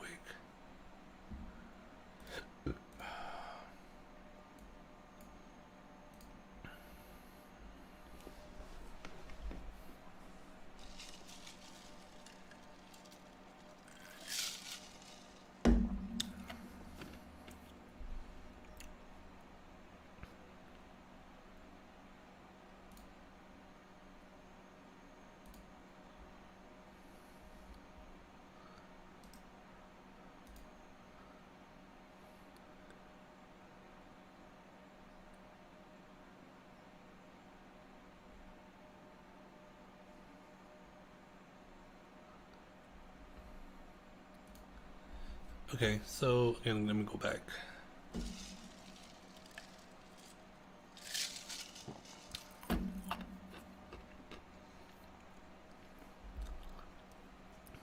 Let me check something right quick.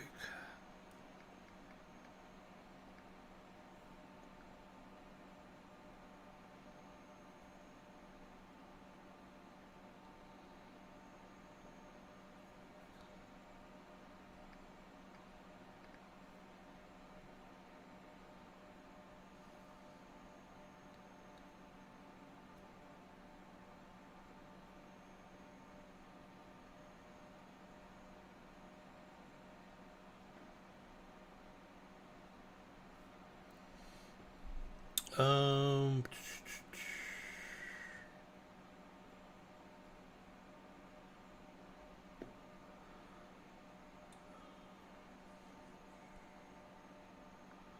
all right, so let's get to it. So let's see. You know what? Let's work through this together. Let me open up another window, and at least I think I should be able to show y'all.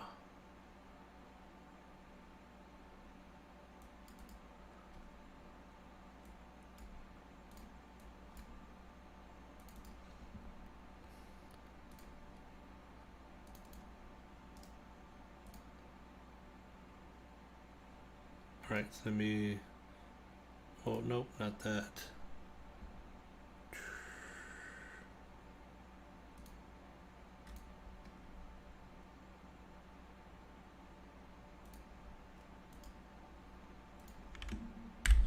Okay, so let me show my main window. There it goes. Showing the wrong window earlier.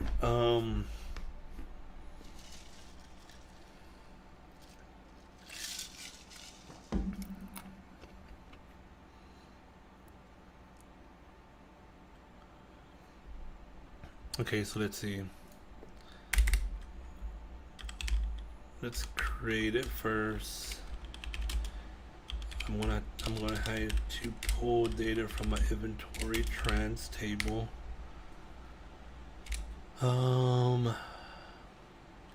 So just if you are curious, I'm using Table Plus. It's a very lightweight application. It's built natively as well. So they're the Mac version. Then there's the window version. I got to use. I started using this on my Mac, and I gotta say it is. I fell in love with it. Like it is so fast. Though I don't know if, who has used SSMS or just any other one like Azure Studio. I'm trying to think of a few other ones, but every time when it loads, it takes a while before everything shows up. Um, like when it comes to like autocomplete, even there's actually a delay. Sometime when you're typing, you may have to wait a second or two before the select completes or whatever. It's a pain in the ass, man. This is the only tool that I have used so far, and I have used other ones. The Beaver, that's a good one. It's actually not bad either. That's pretty responsive. This one's even faster than that. But till to this day, I still prefer the Mac version. Like that is so smooth, so fast. Everything just works. Like just works the way it's supposed to. It's very good when you're doing querying, which is what I'm doing, or even building your scripts. It's not an ideal tool though if you're more like a DBA.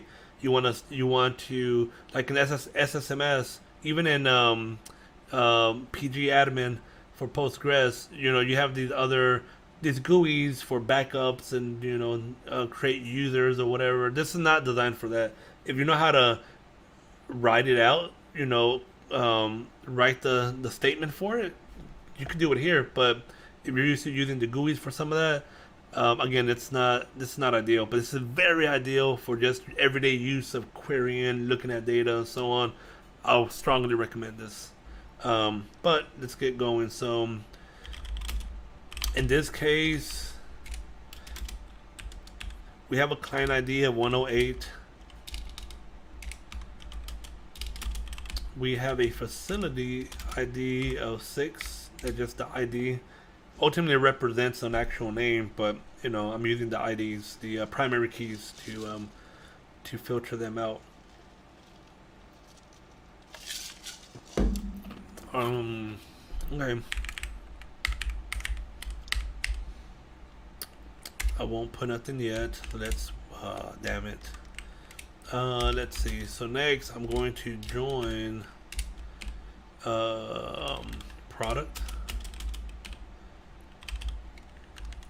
product code.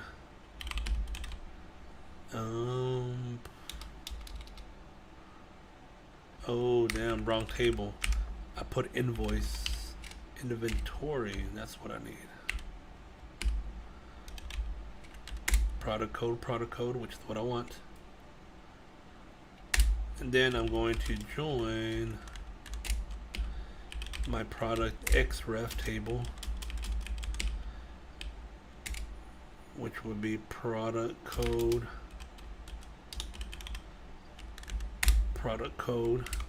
and in this case I'm looking at reference type of, what did I call it, Shopify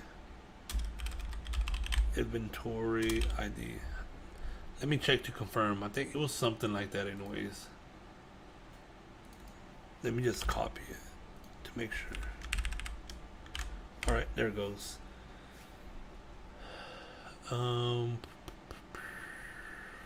So let's look back on what we actually need. We have a location ID. Okay.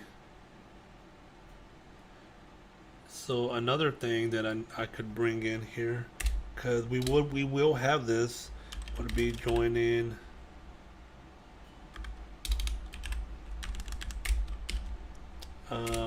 authentication keys table. This is ultimately where the API and some other values are located.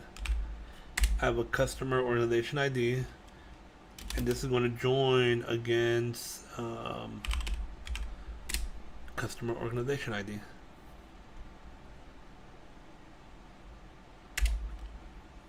Now, at the same time, though, let me try to think.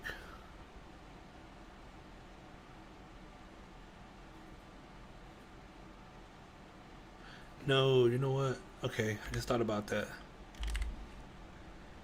That's fine. I do need that. And I do need to specify in this case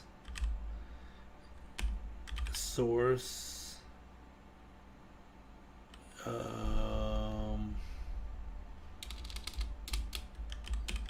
Source.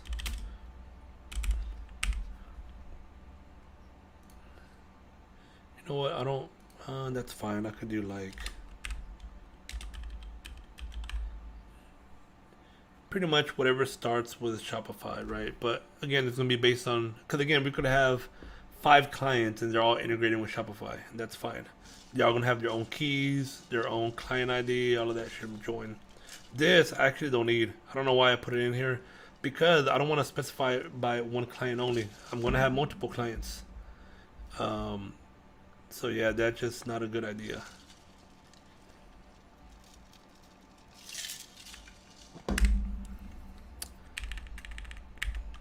All right, so I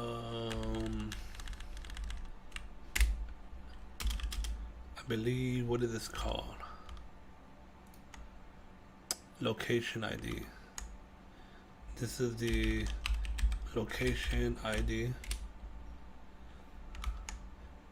Then I got the inventory item ID, which would be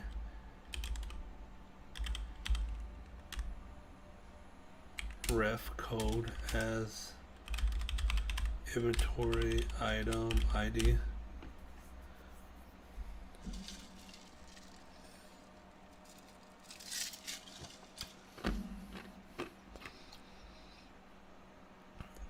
And then of course the quantity.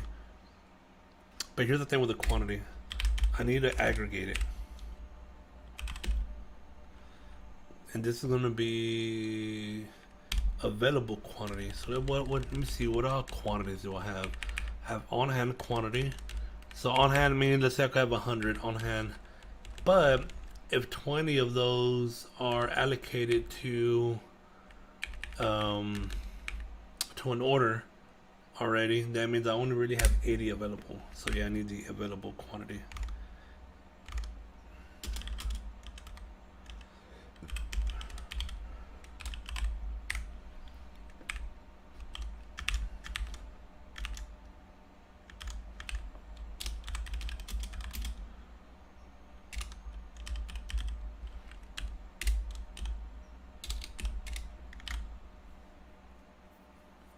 Alright, so I think I may have it.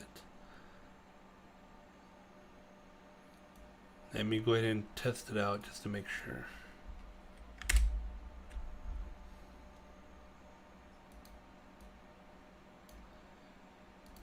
Okay, so yeah, it is giving me back my quantity.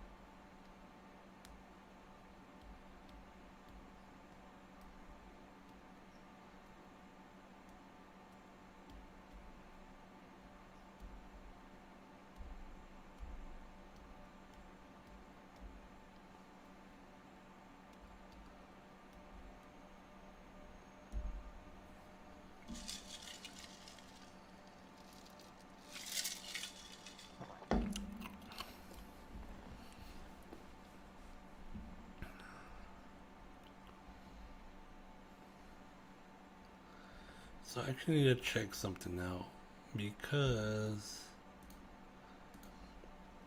it does not look right.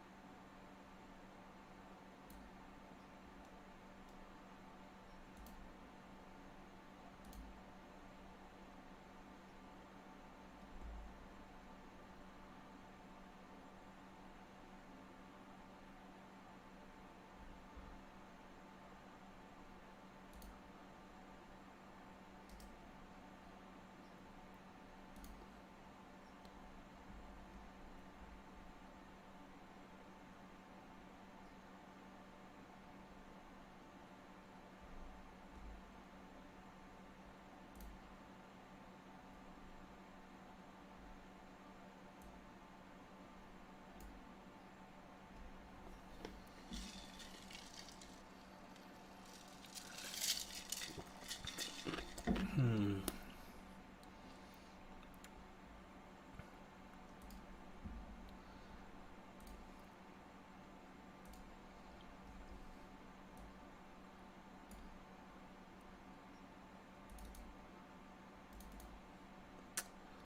The hell? All right.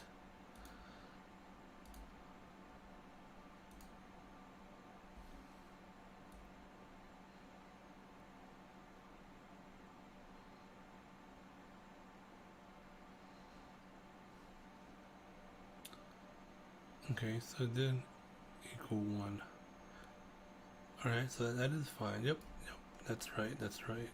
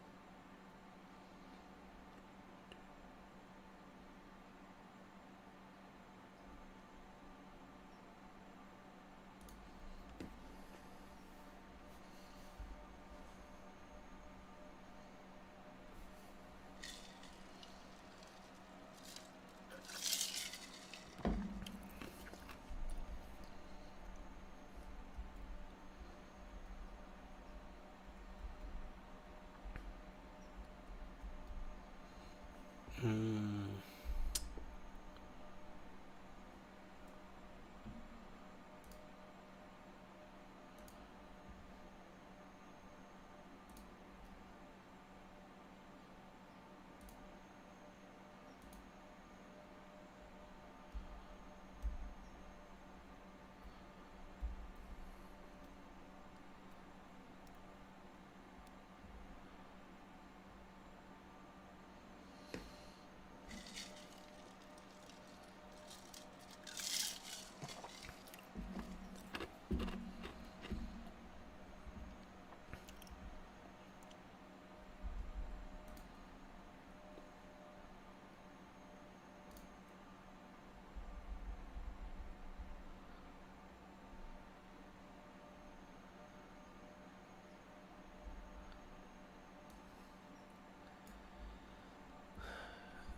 So ultimately, what I'm looking at is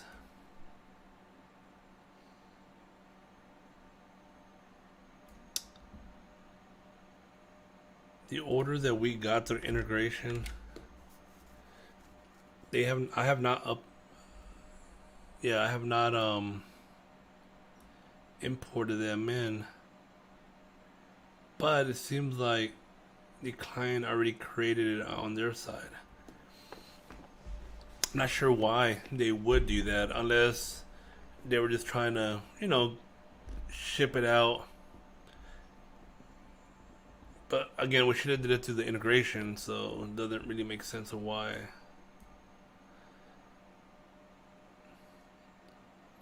that occurred. But either way,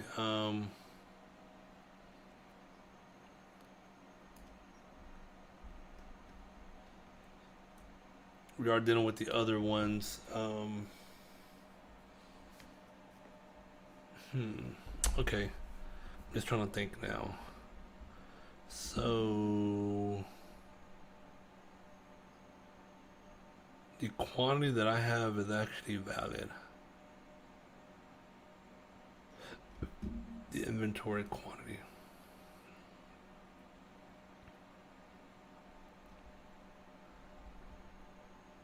Okay, so what I'm going to end up doing now, and I actually got the service running still. Let me go back to the URL.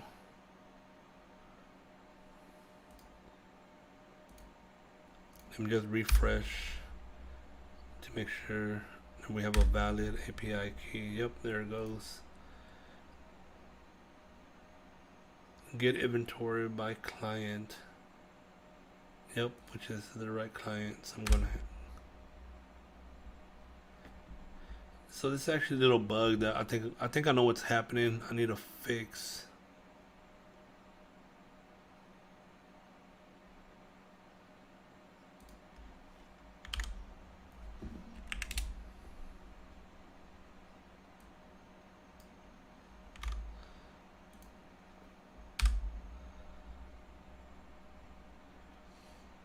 And there you go, the receiving database. So again,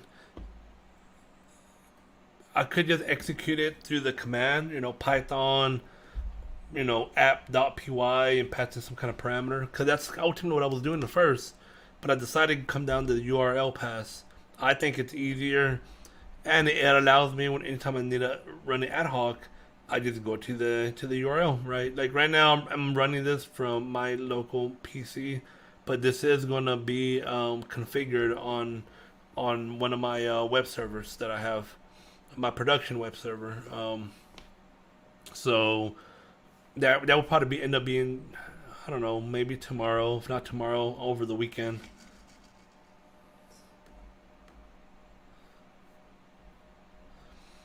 So what I'm going to check now is, do I have this data in the database? And I do. And for the most app, it should all be the same.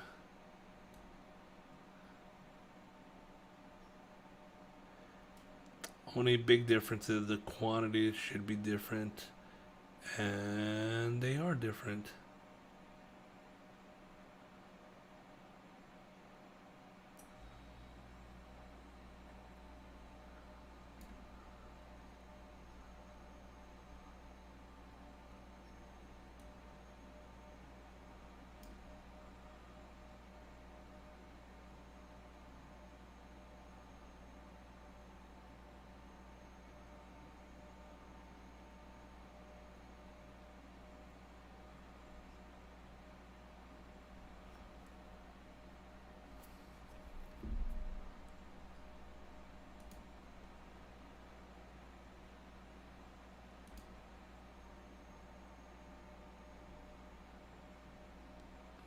Alright, so everything looks good.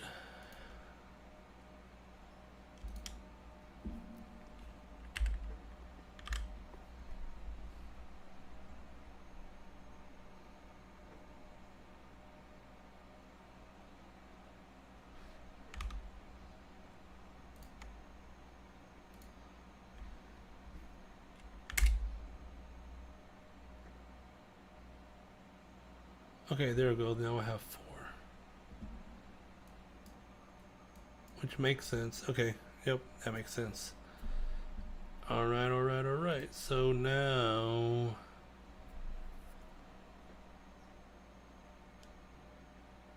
Okay, so what I need to do here is... There's a few things I need to add.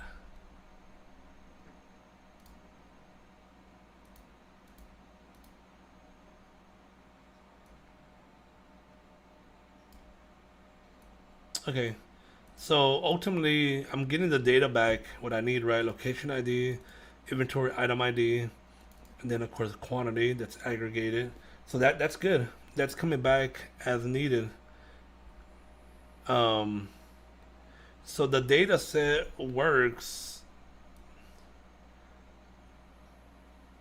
You know, we have our inventory, so on and so on. So the data we're getting back works to be in line to what we need to pass back, right? This is the format we need to pass back.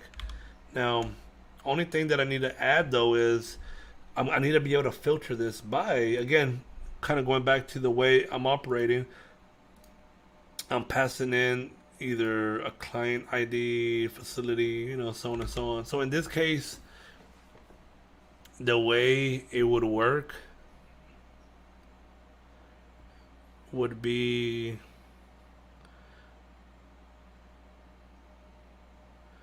I'm just trying to think now. This model works because it's only coming from one warehouse. So it's only we only have one location, and I think that should be fine. This model actually does not work if I'm just trying to think now.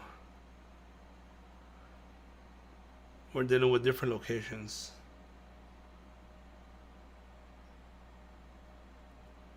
But again, we're not dealing with that's not the case in our scenario, so it's fine.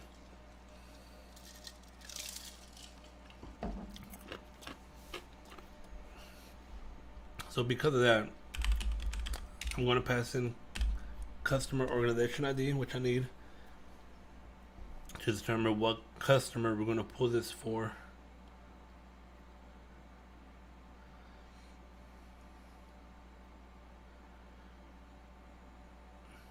Then I think what I may need here as well is source. I don't even know that I need customer organization ID. I may leave it in there for my own reference. I don't think we need it. I'm just trying to think. I don't think we need it.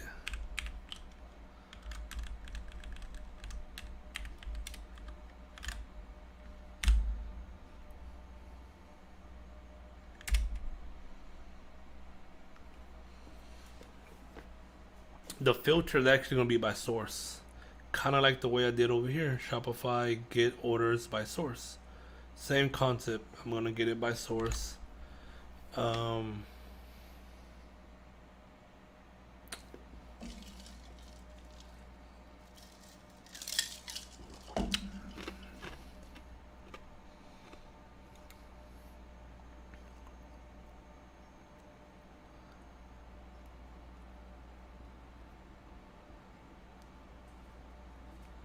Just trying to think. Let's see.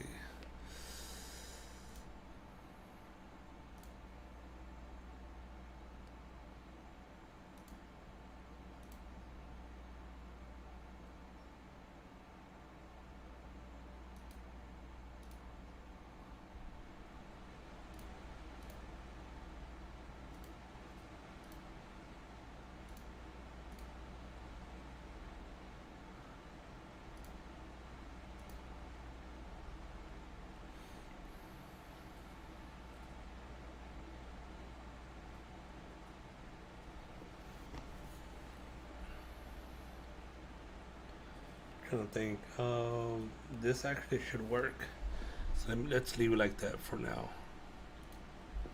So let me go ahead and create a view.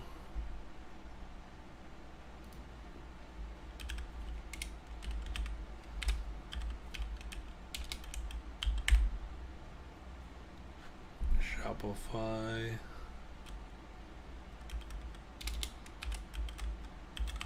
Inventory.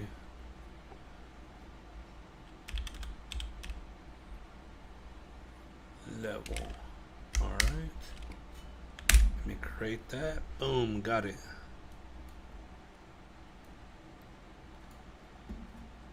Okay, so what I'm gonna have to do now is go to my model. So I have a model table in my project.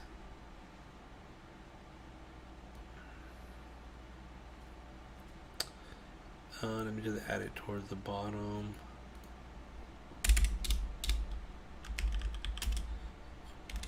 VW Shopify inventory. What did I call it? Level? Yeah, level.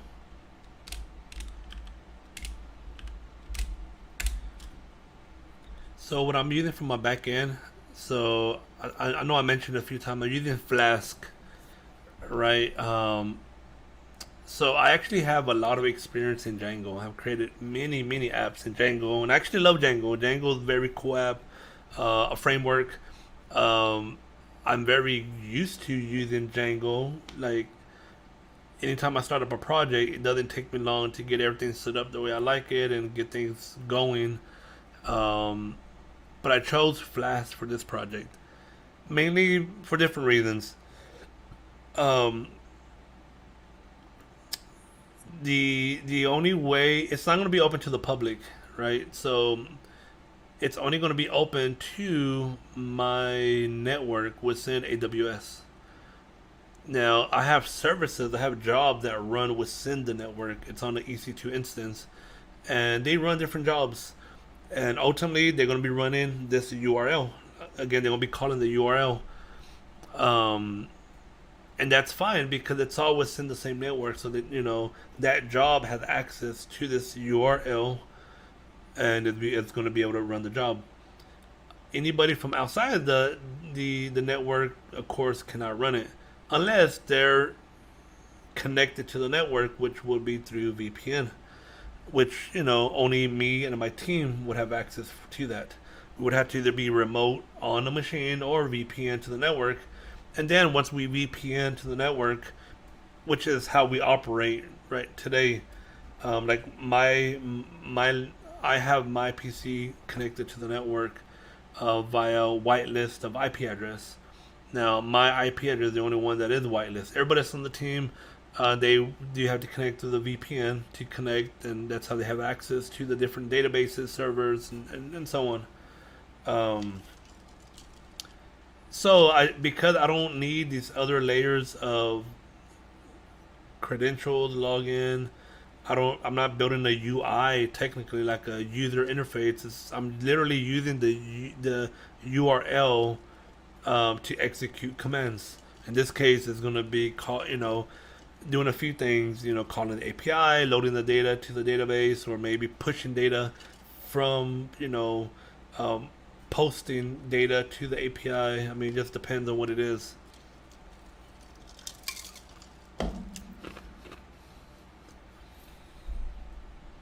Okay, so what I need to do though, I need to create that view in here in my models table. So my first one is customer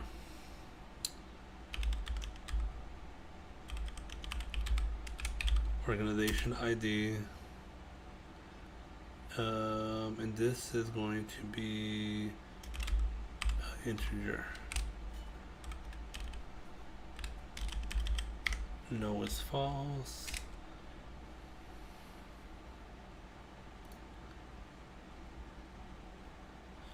Hopefully that doesn't interrupt with what we're doing. Let me move it out the way. I need to move that off my computer. What ultimately you saw, I have a job that's scheduled to run at 2 a.m. Using Salium. It's running some reports on Amazon, downloading the file, then ultimately loads the data to the database. Initially, I was doing testing on my machine. Then I kind of had it running for a while on my machine. I need to move it out. I need to move it to one of my VMs. And I got it. I already got the VM set up and everything. I just been busy with other stuff. I haven't been able to do it. So that's something that it's just part of the to-do list. What are my other ones? Source.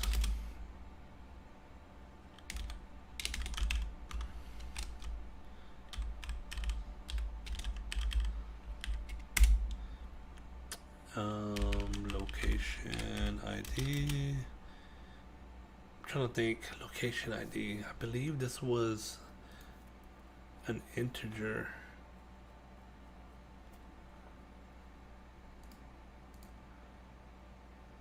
No,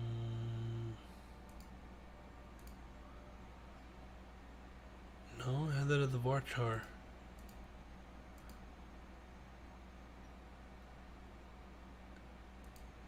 Yep, no, it put it as the varchar, not as the integer. Okay, so that's interesting, but that's fine.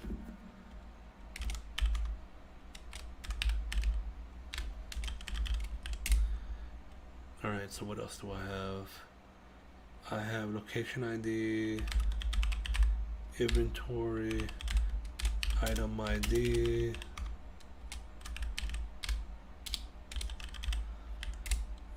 what else?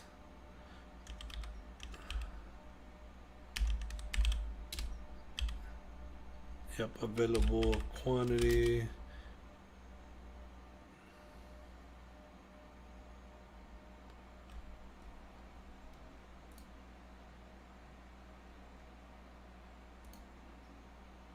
And then this will be an integer.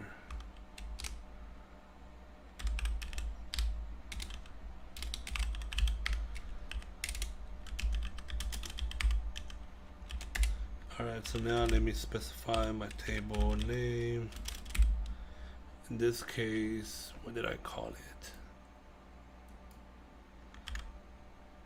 it? View. Alright.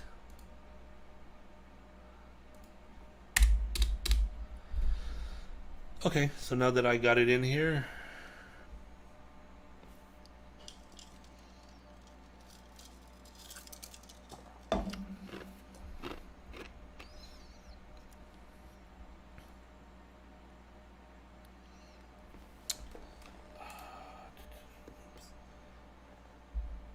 okay, let me try to think. Now that I have that in here, all right, now that will be part of my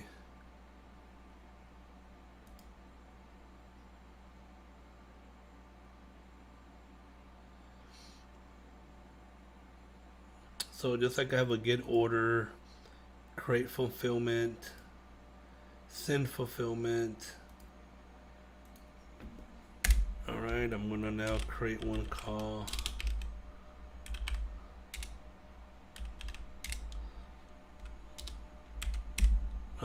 This is gonna call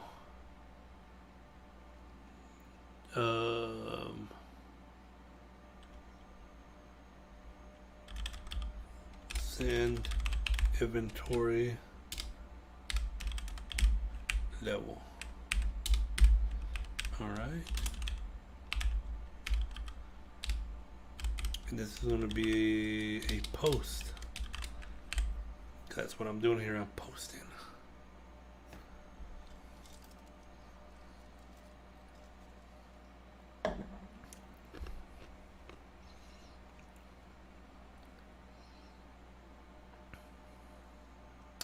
So actually, before I even do this, right before I do a post, but let me just finish it off for now.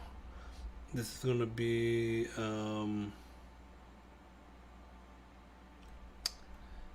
hold up, why is this a get?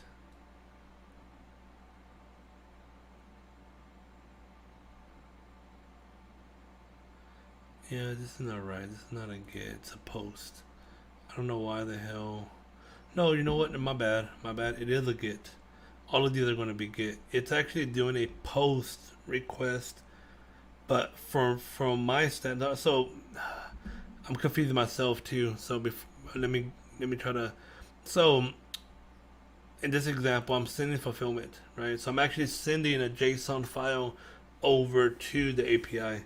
Now, that's a post request, in general. But because I have that already in here, like I am connecting. I'm creating a session, and then I'm actually posting the fulfillment, right? My data. It is calling a post in here, but in order to execute the job itself, it's a GET request. And that's why this is a GET request as well, not a post. It is doing a post, but nevertheless, the job that I'm executing, it's actually in order to get the job started that would eventually do a post request that happens to be a GET request. Again, it's hopefully I didn't confuse you there. Send inventory level. I don't need to pass in. So ultimately what I'm doing here would be source request arguments get, because I'm going to pass in a argument called source. So I'm going to need that. And that's really all I need for the purpose of querying. Now I do need more than that. Like I need to get my authentication keys, which is what this is, which has my my values that I need. But one thing that I have not done that I actually need to do, like now that I'm thinking about it, let me go to it. Shopify. I have my client. This is under fulfillment. I have one for order.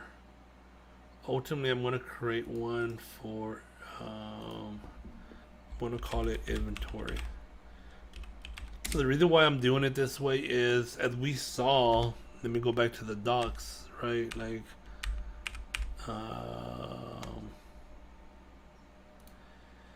there's more than one thing to do when it comes to inventory, right? We could do inventory by item, by location, etc. So there's a handful of APIs that are available. So ultimately what I'm doing is I created a file called inventory.py. Now I'm only going to add inventory level for now, but over time there may be a need to do inventory item, location, so on and so on, and all these different ones, right? A get, a post, delete. So then I can start adding it to that inventory file. And then I could just call it as needed.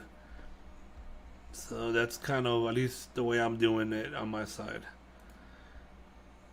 Now, a lot of what's happening here would be implemented over here as well. This is a piece that I actually need to fix. The issue that I'm having right now is that I know what the issue is. I just need to fix it. Whenever I run up the server, well, you know what? Let me rephrase that. So, it's not an issue for Shopify because the keys are not the access keys are not resetting every hour or whatever. Now, for some of my other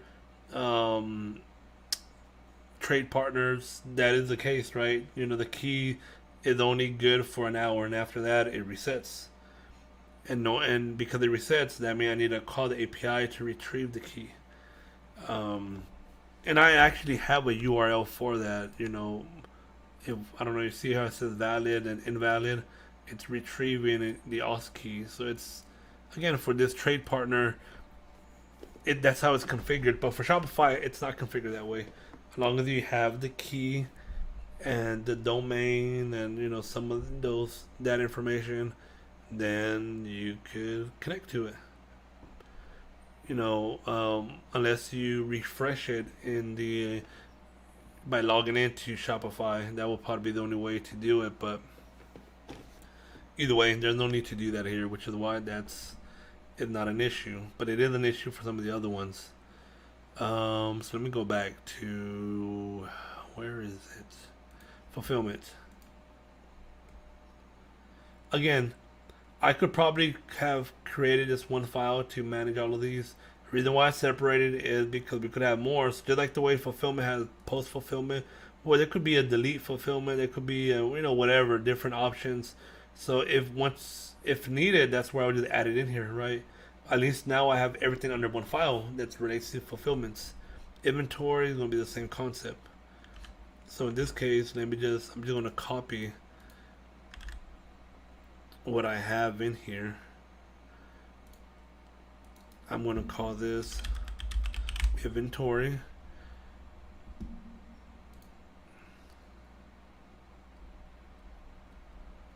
Yep, same parameters, same domain, all of that's fine. As you can tell, I'm passing in subdomain, app version, and this is all coming from the database. Again, I built it where it's configurable. It will just populate everything.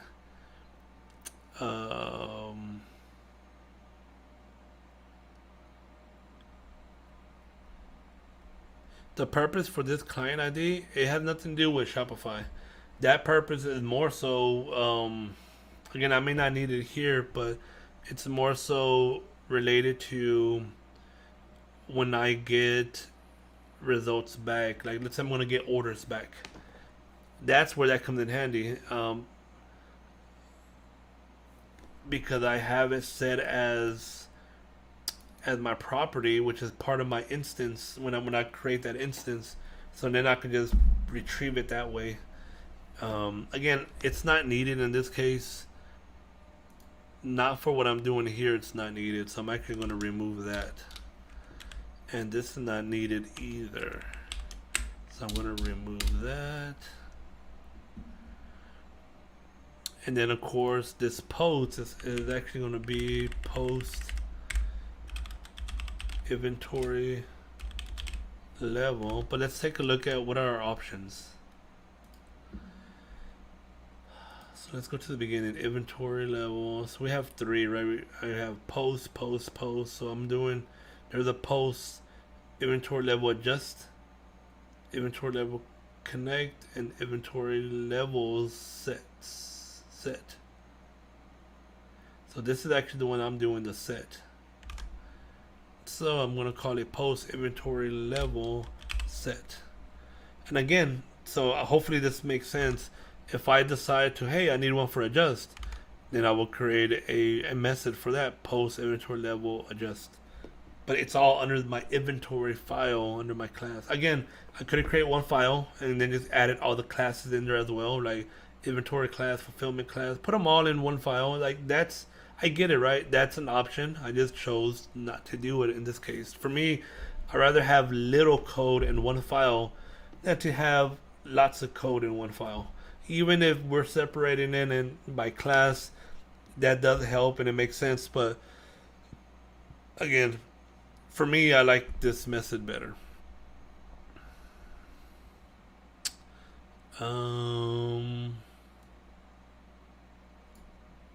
Okay. So let's see what else. Now my URL, of course, is going to be different. So let's go ahead and get all that information. Let me move this to the top. So you could tell, here's my domain. I got my subdomain.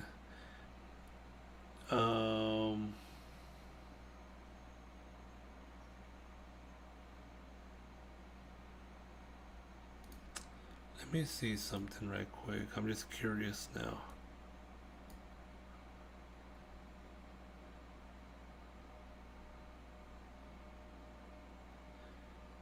So in this case, just strictly orders. For fulfillment is orders, order number, and then of course fulfillments.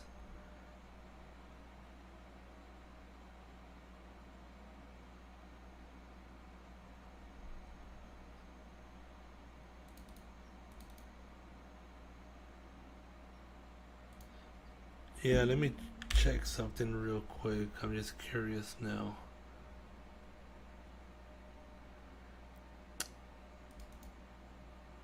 Okay, there we go. They did adding it. I was wondering if it was adding it. And it is. My base URL has my key, my password, my domain, subdomain, ultimately. But it's called shop name. It's same thing. Subdomain, shop name is the same. Then of course I have my domain.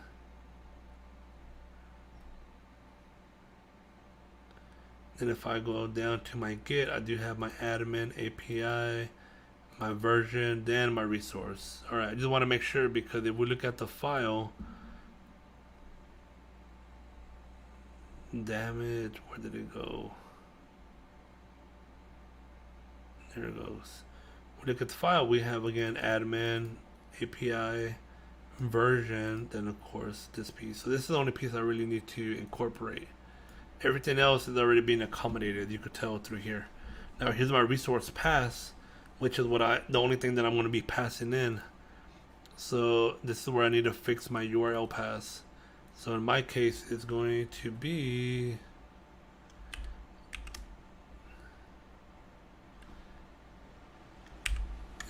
call inventory levels set. I am doing a post.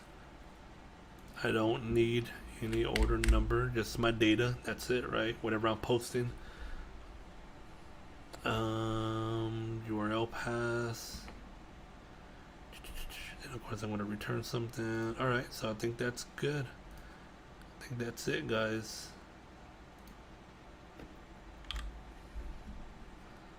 So now if I go back to my view, again, see I have my source, I'm getting my record, I'm getting records for this.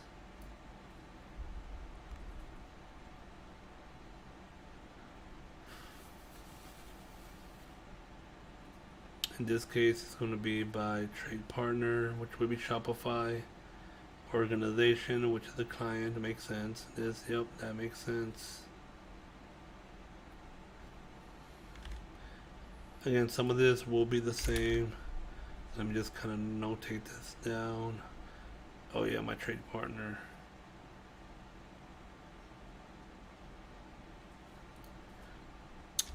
So I need to pass in my trade partner as the argument as well, which is fine, right? That's fine. So I'll pass in this. It will be the source, then the trade partner. Okay, so that makes sense. This module code is actually going to be no, not INV. What the hell is it? Let me check again now.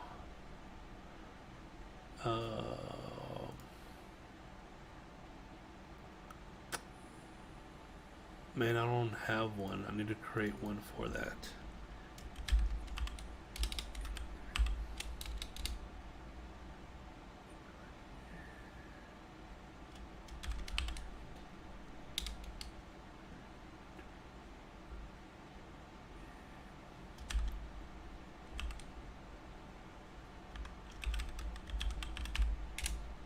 Okay, so this would be INT,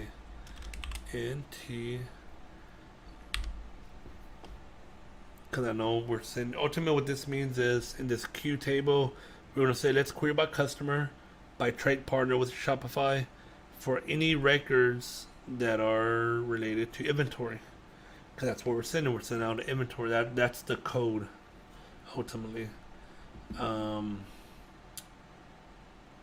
So what am I bringing in? Shopify fulfillment orders,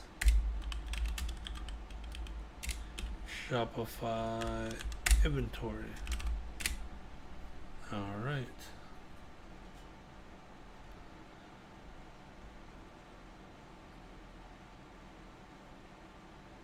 And I get my records.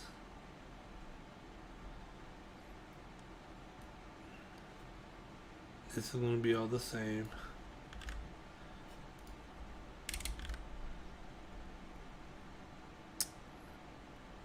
This is technically is the same. Now it's not fulfillment in my case, it's going to be inventory, but I'm passing in the same values. Well, yes and no. I'm going to say I remove the customer because I don't need it.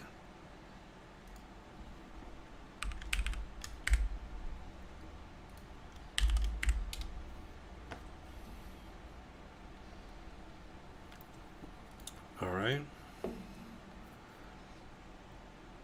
Yep, so that all looks fine.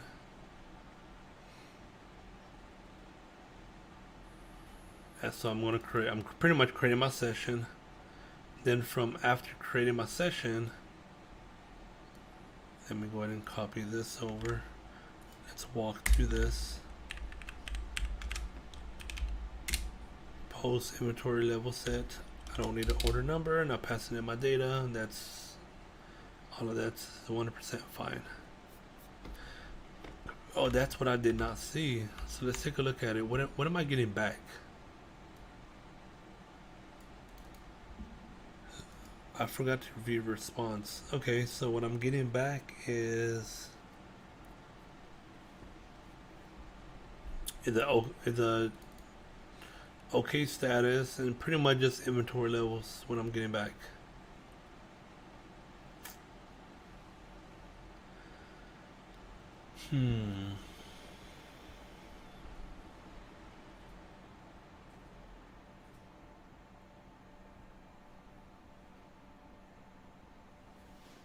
Okay.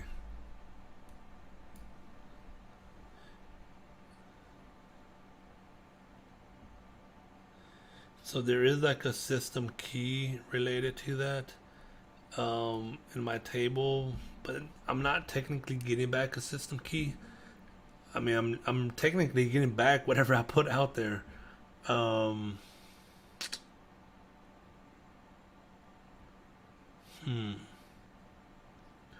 I'll probably leave it blank then. There's no need to have a system key. But what I do need to know, to make sure that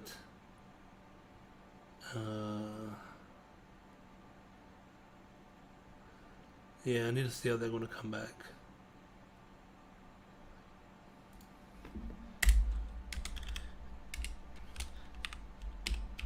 So there's another table called log. Ultimately, that means is the results of what's in the queue after we send it over. We're gonna get some kind of results back, right? You know, ultimately, if there was an error, it should tell us. If it's good, it would tell us. Then that's where we're gonna log that information. The only way I could tell, I guess that it was good is probably by the status that it's okay. Like my response. Oops.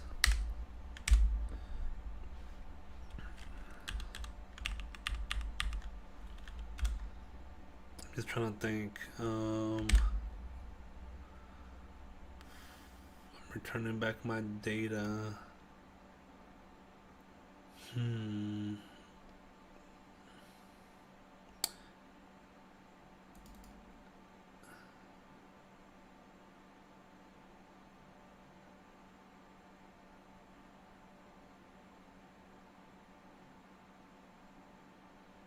Trying to think. There's that error. I'm wondering if the Shopify. Let me see. I'm not sure. I didn't think they'd do that, but I could be wrong.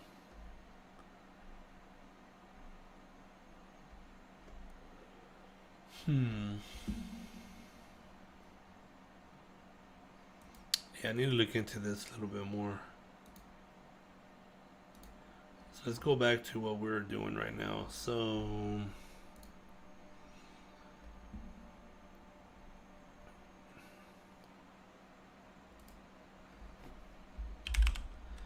outbound queue ID. Again, the status code that I'm putting in the log is to try to identify if it was good or not.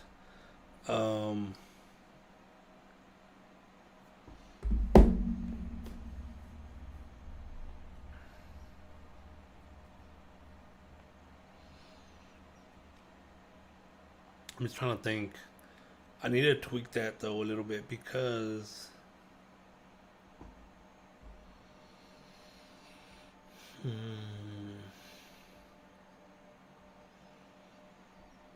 the only way I could think of is if I actually get back this data, right? This response, which would be, let's say, if they had an inventory level key, I'm gonna assume that it's fine. I mean, I could get, if there isn't, I don't know. Let's do that for now. So let's do a, let me do a try.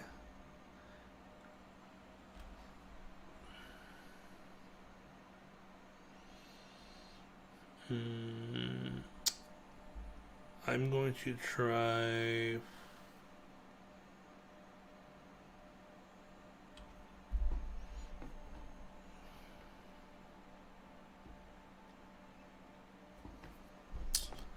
Damn it, trying to think. I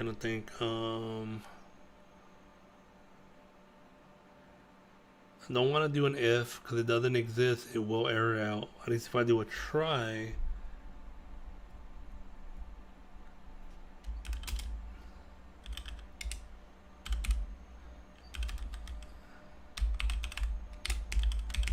Inventory level.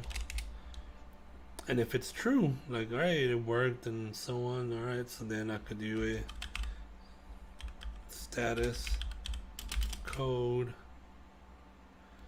equals complete, or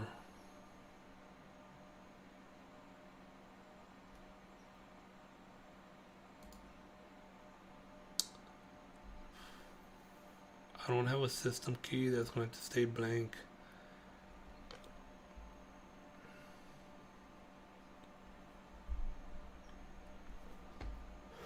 I'm just trying to think, because if it doesn't have nothing, it should technically error out.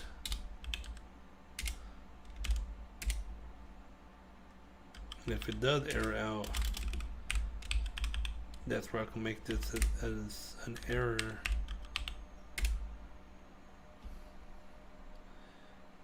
I'm not going to have a fulfillment ID, that's going to have to just be blank. And then of course my data. Leave that as none. Then my data will be my response.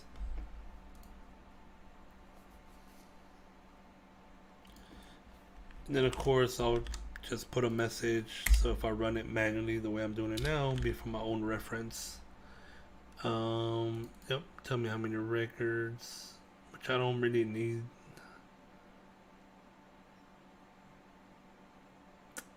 Yeah, I don't, well, no, yeah, it'll tell me how many it's sent, I guess.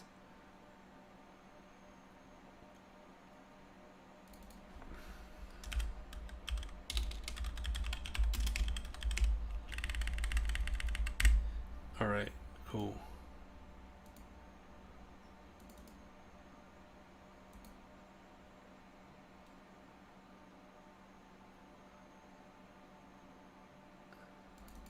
Yeah, see what it's saying.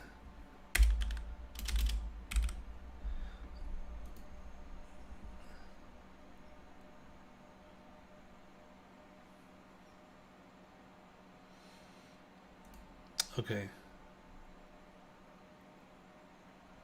So again, ultimately what this is doing is querying the outbound queue, is getting all of the JSON data, which is the data column that you see right here. And then it's gonna post it on over to Shopify's API. Now the other piece, which I said, I mentioned, is, well, I need to create a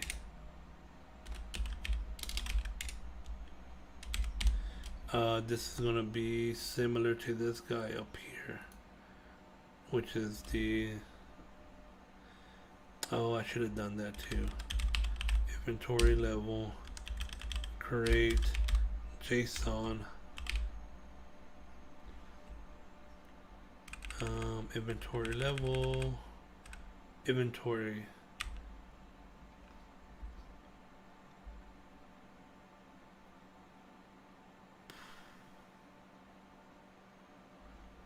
Man, how do I want? I'm gonna do this.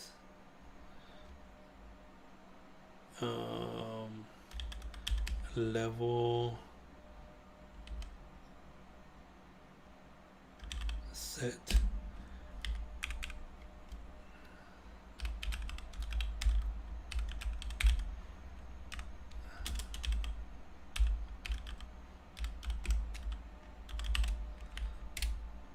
And I need to change this guy as well.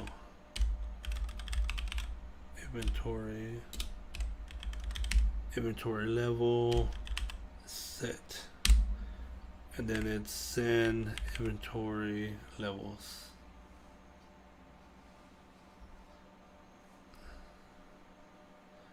Well, I'm trying to think, right? How many we can technically do more posts.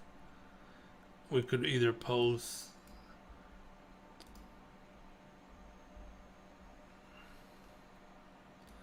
right. So if I take a look at it, we have a post inventory level, set, connect, and adjust.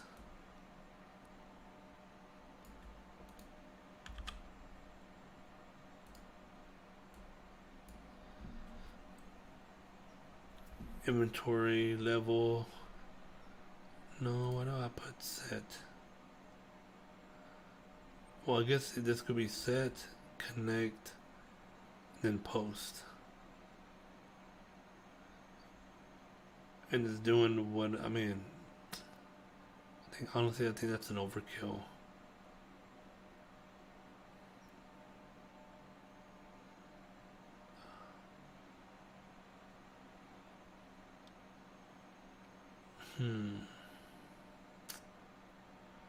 That's fine. You know what? That's fine. All right. So I'm gonna do a create inventory level set JSON. Now that's going to be very similar to this guy up here. Same concept, right? I need to be getting the I don't need trade partner for this one. Why? Oh, you know what? I do need trade partner for.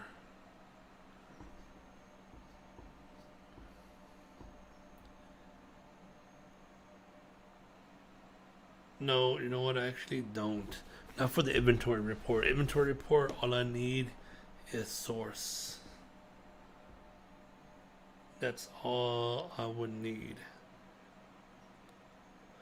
But I do think I am going to need trade partner.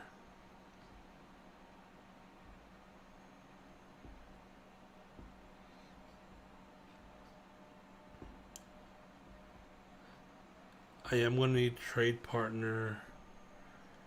I'm trying to think.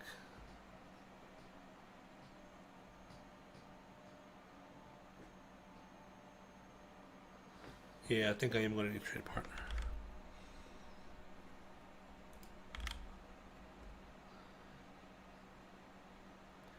Again, I'm going to get my record.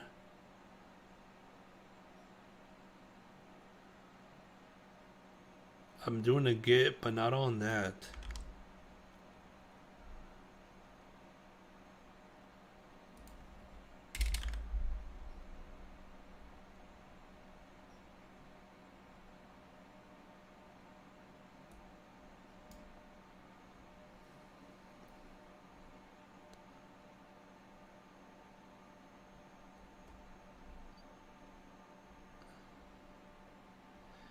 Alright, so for example, in this guy, what I'm going to be doing is for my records,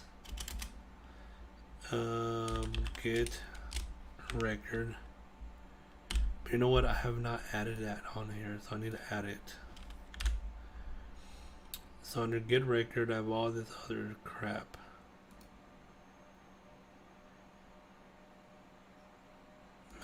products, orders, so on and so on. So let me add another one over here. Inventory.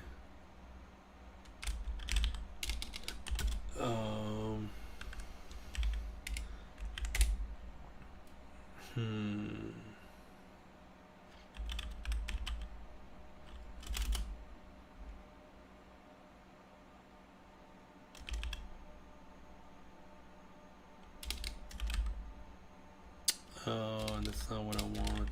There goes this guy. So you know what? I can't just do inventory. I need to do inventory, or I need to call it out. Shopify inventory. That's what I want to call it. And then this would be. Damn it. So let me go back to my model.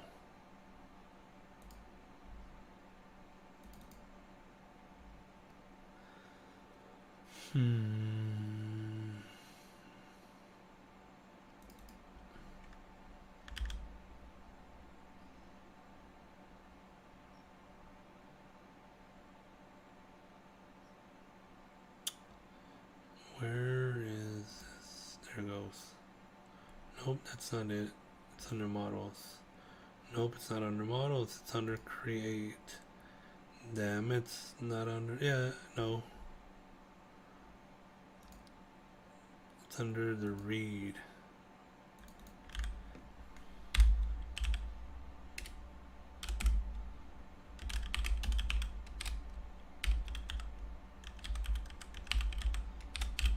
Organization ID.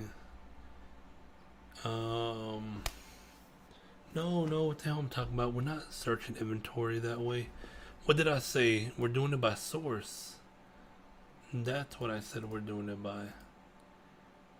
Yes, the source. The hell am I thinking?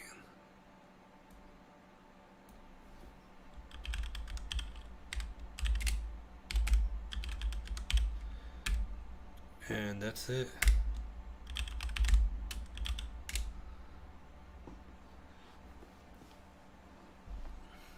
Alright, cool. So now I'll go back to Shopify, doing the read, Shopify inventory,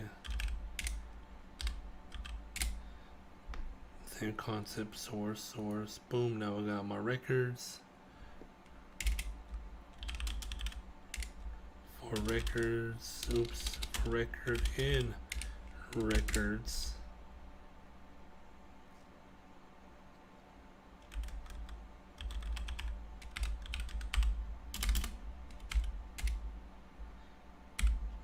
So let's see what are we dealing with here again.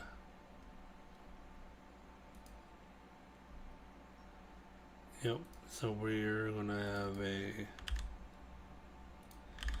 location ID,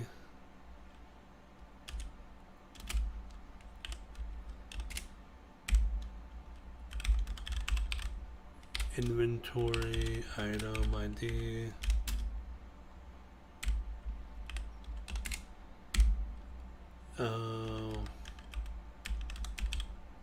available, right? Yep, yes, available only. So this is, oh man, these are not blank.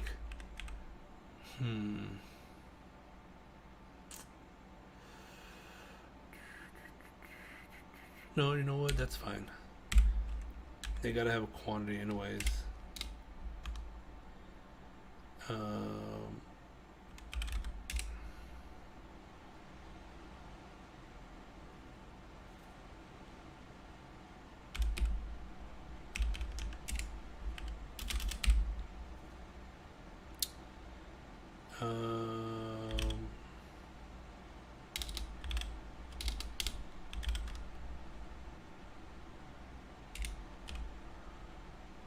Record,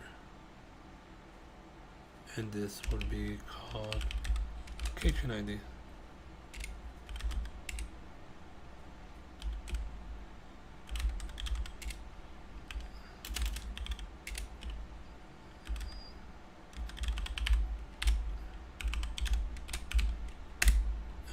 Let's Let's see what else.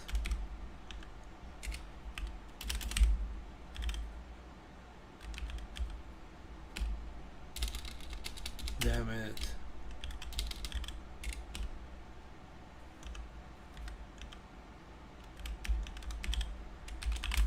In this case, it has to be quantity, available quantity. So as I assign this to that, then I'm doing my create records, outbound queue, organization ID, all 0, customer organization, yep. And then I'm doing a status, new, module code,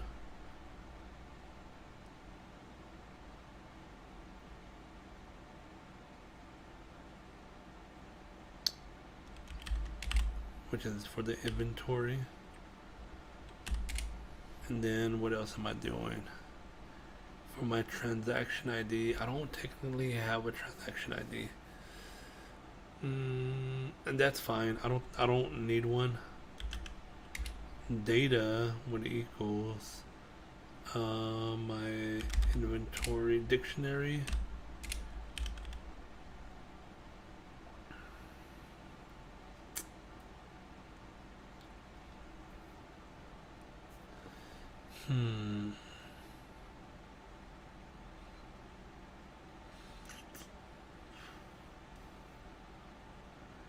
Alright, so my parent ID would be...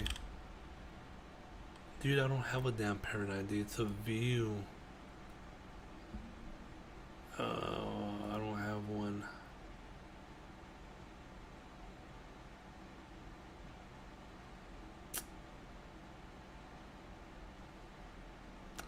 You know what? I could add one. And I don't think that would be an issue either.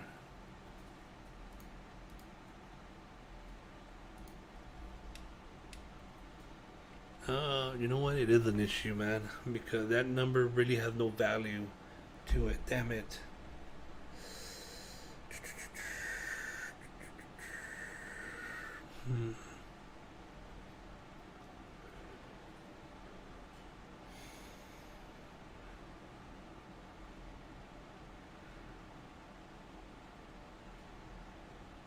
So I don't have a parent ID. But I do have a table at least, which is view, Shopify, inventory level.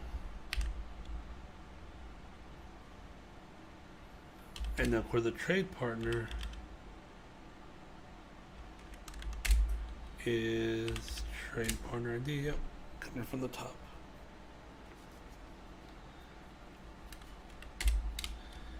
And once everything's done,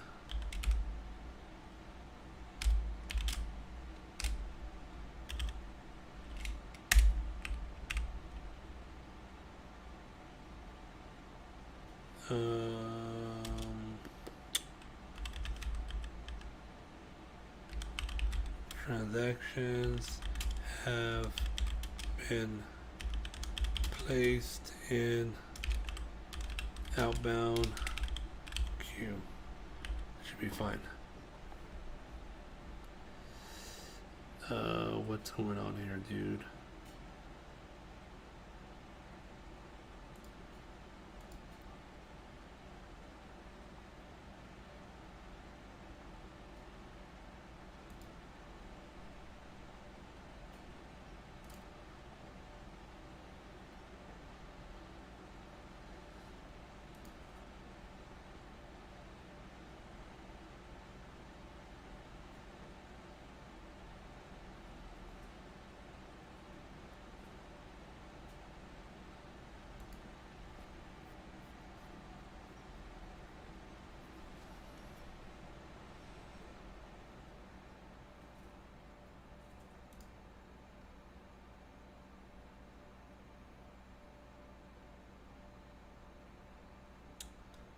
No, again.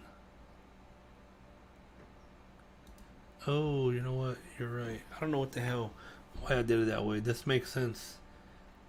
Populate it straight in there. Generate the object. Boom, load it. Then you repeat again. That makes sense.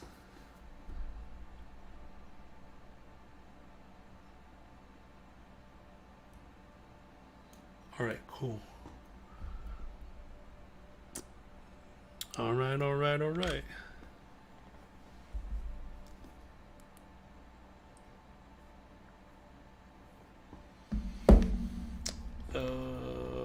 Okay, so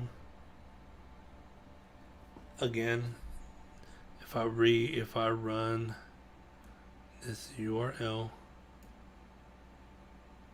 I'm gonna specify the source, trade partner. It should go into the table. Okay, I'm gonna test that out tomorrow since it is. It's already 2:46 my time.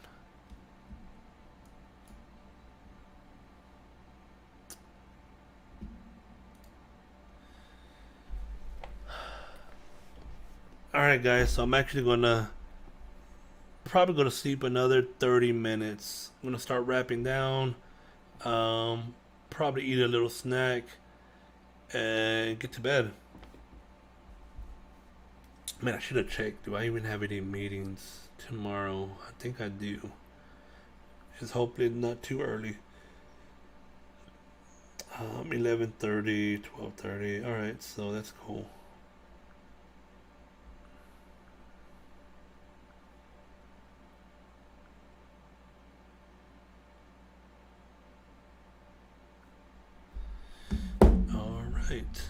All right, guys. So again, whoever made it this far, I don't know if any of y'all made it this far deep, anyways. But nevertheless, um, I'm planning to start streaming more often. I'm gonna have to be careful as I stream during the daytime because I know I'm in meetings with clients. Um, Nevertheless, though, we'll figure it out, and I just gotta be cautious on what. I may have to mute my mic every once in a while on certain things, certain conversations that I'm having. Again, I'll figure out the best way to kind of manage and do all that kind of stuff. But nevertheless, if you watch this far, I mean, hey, thanks for watching. Give me a thumbs up, follow if you can, and you'll be seeing a lot more of this. Maybe it's entertaining, maybe you're learning something as well. Hopefully, something. I mean, at least that's what I hope, anyways. But again, nevertheless, thanks for watching. Peace.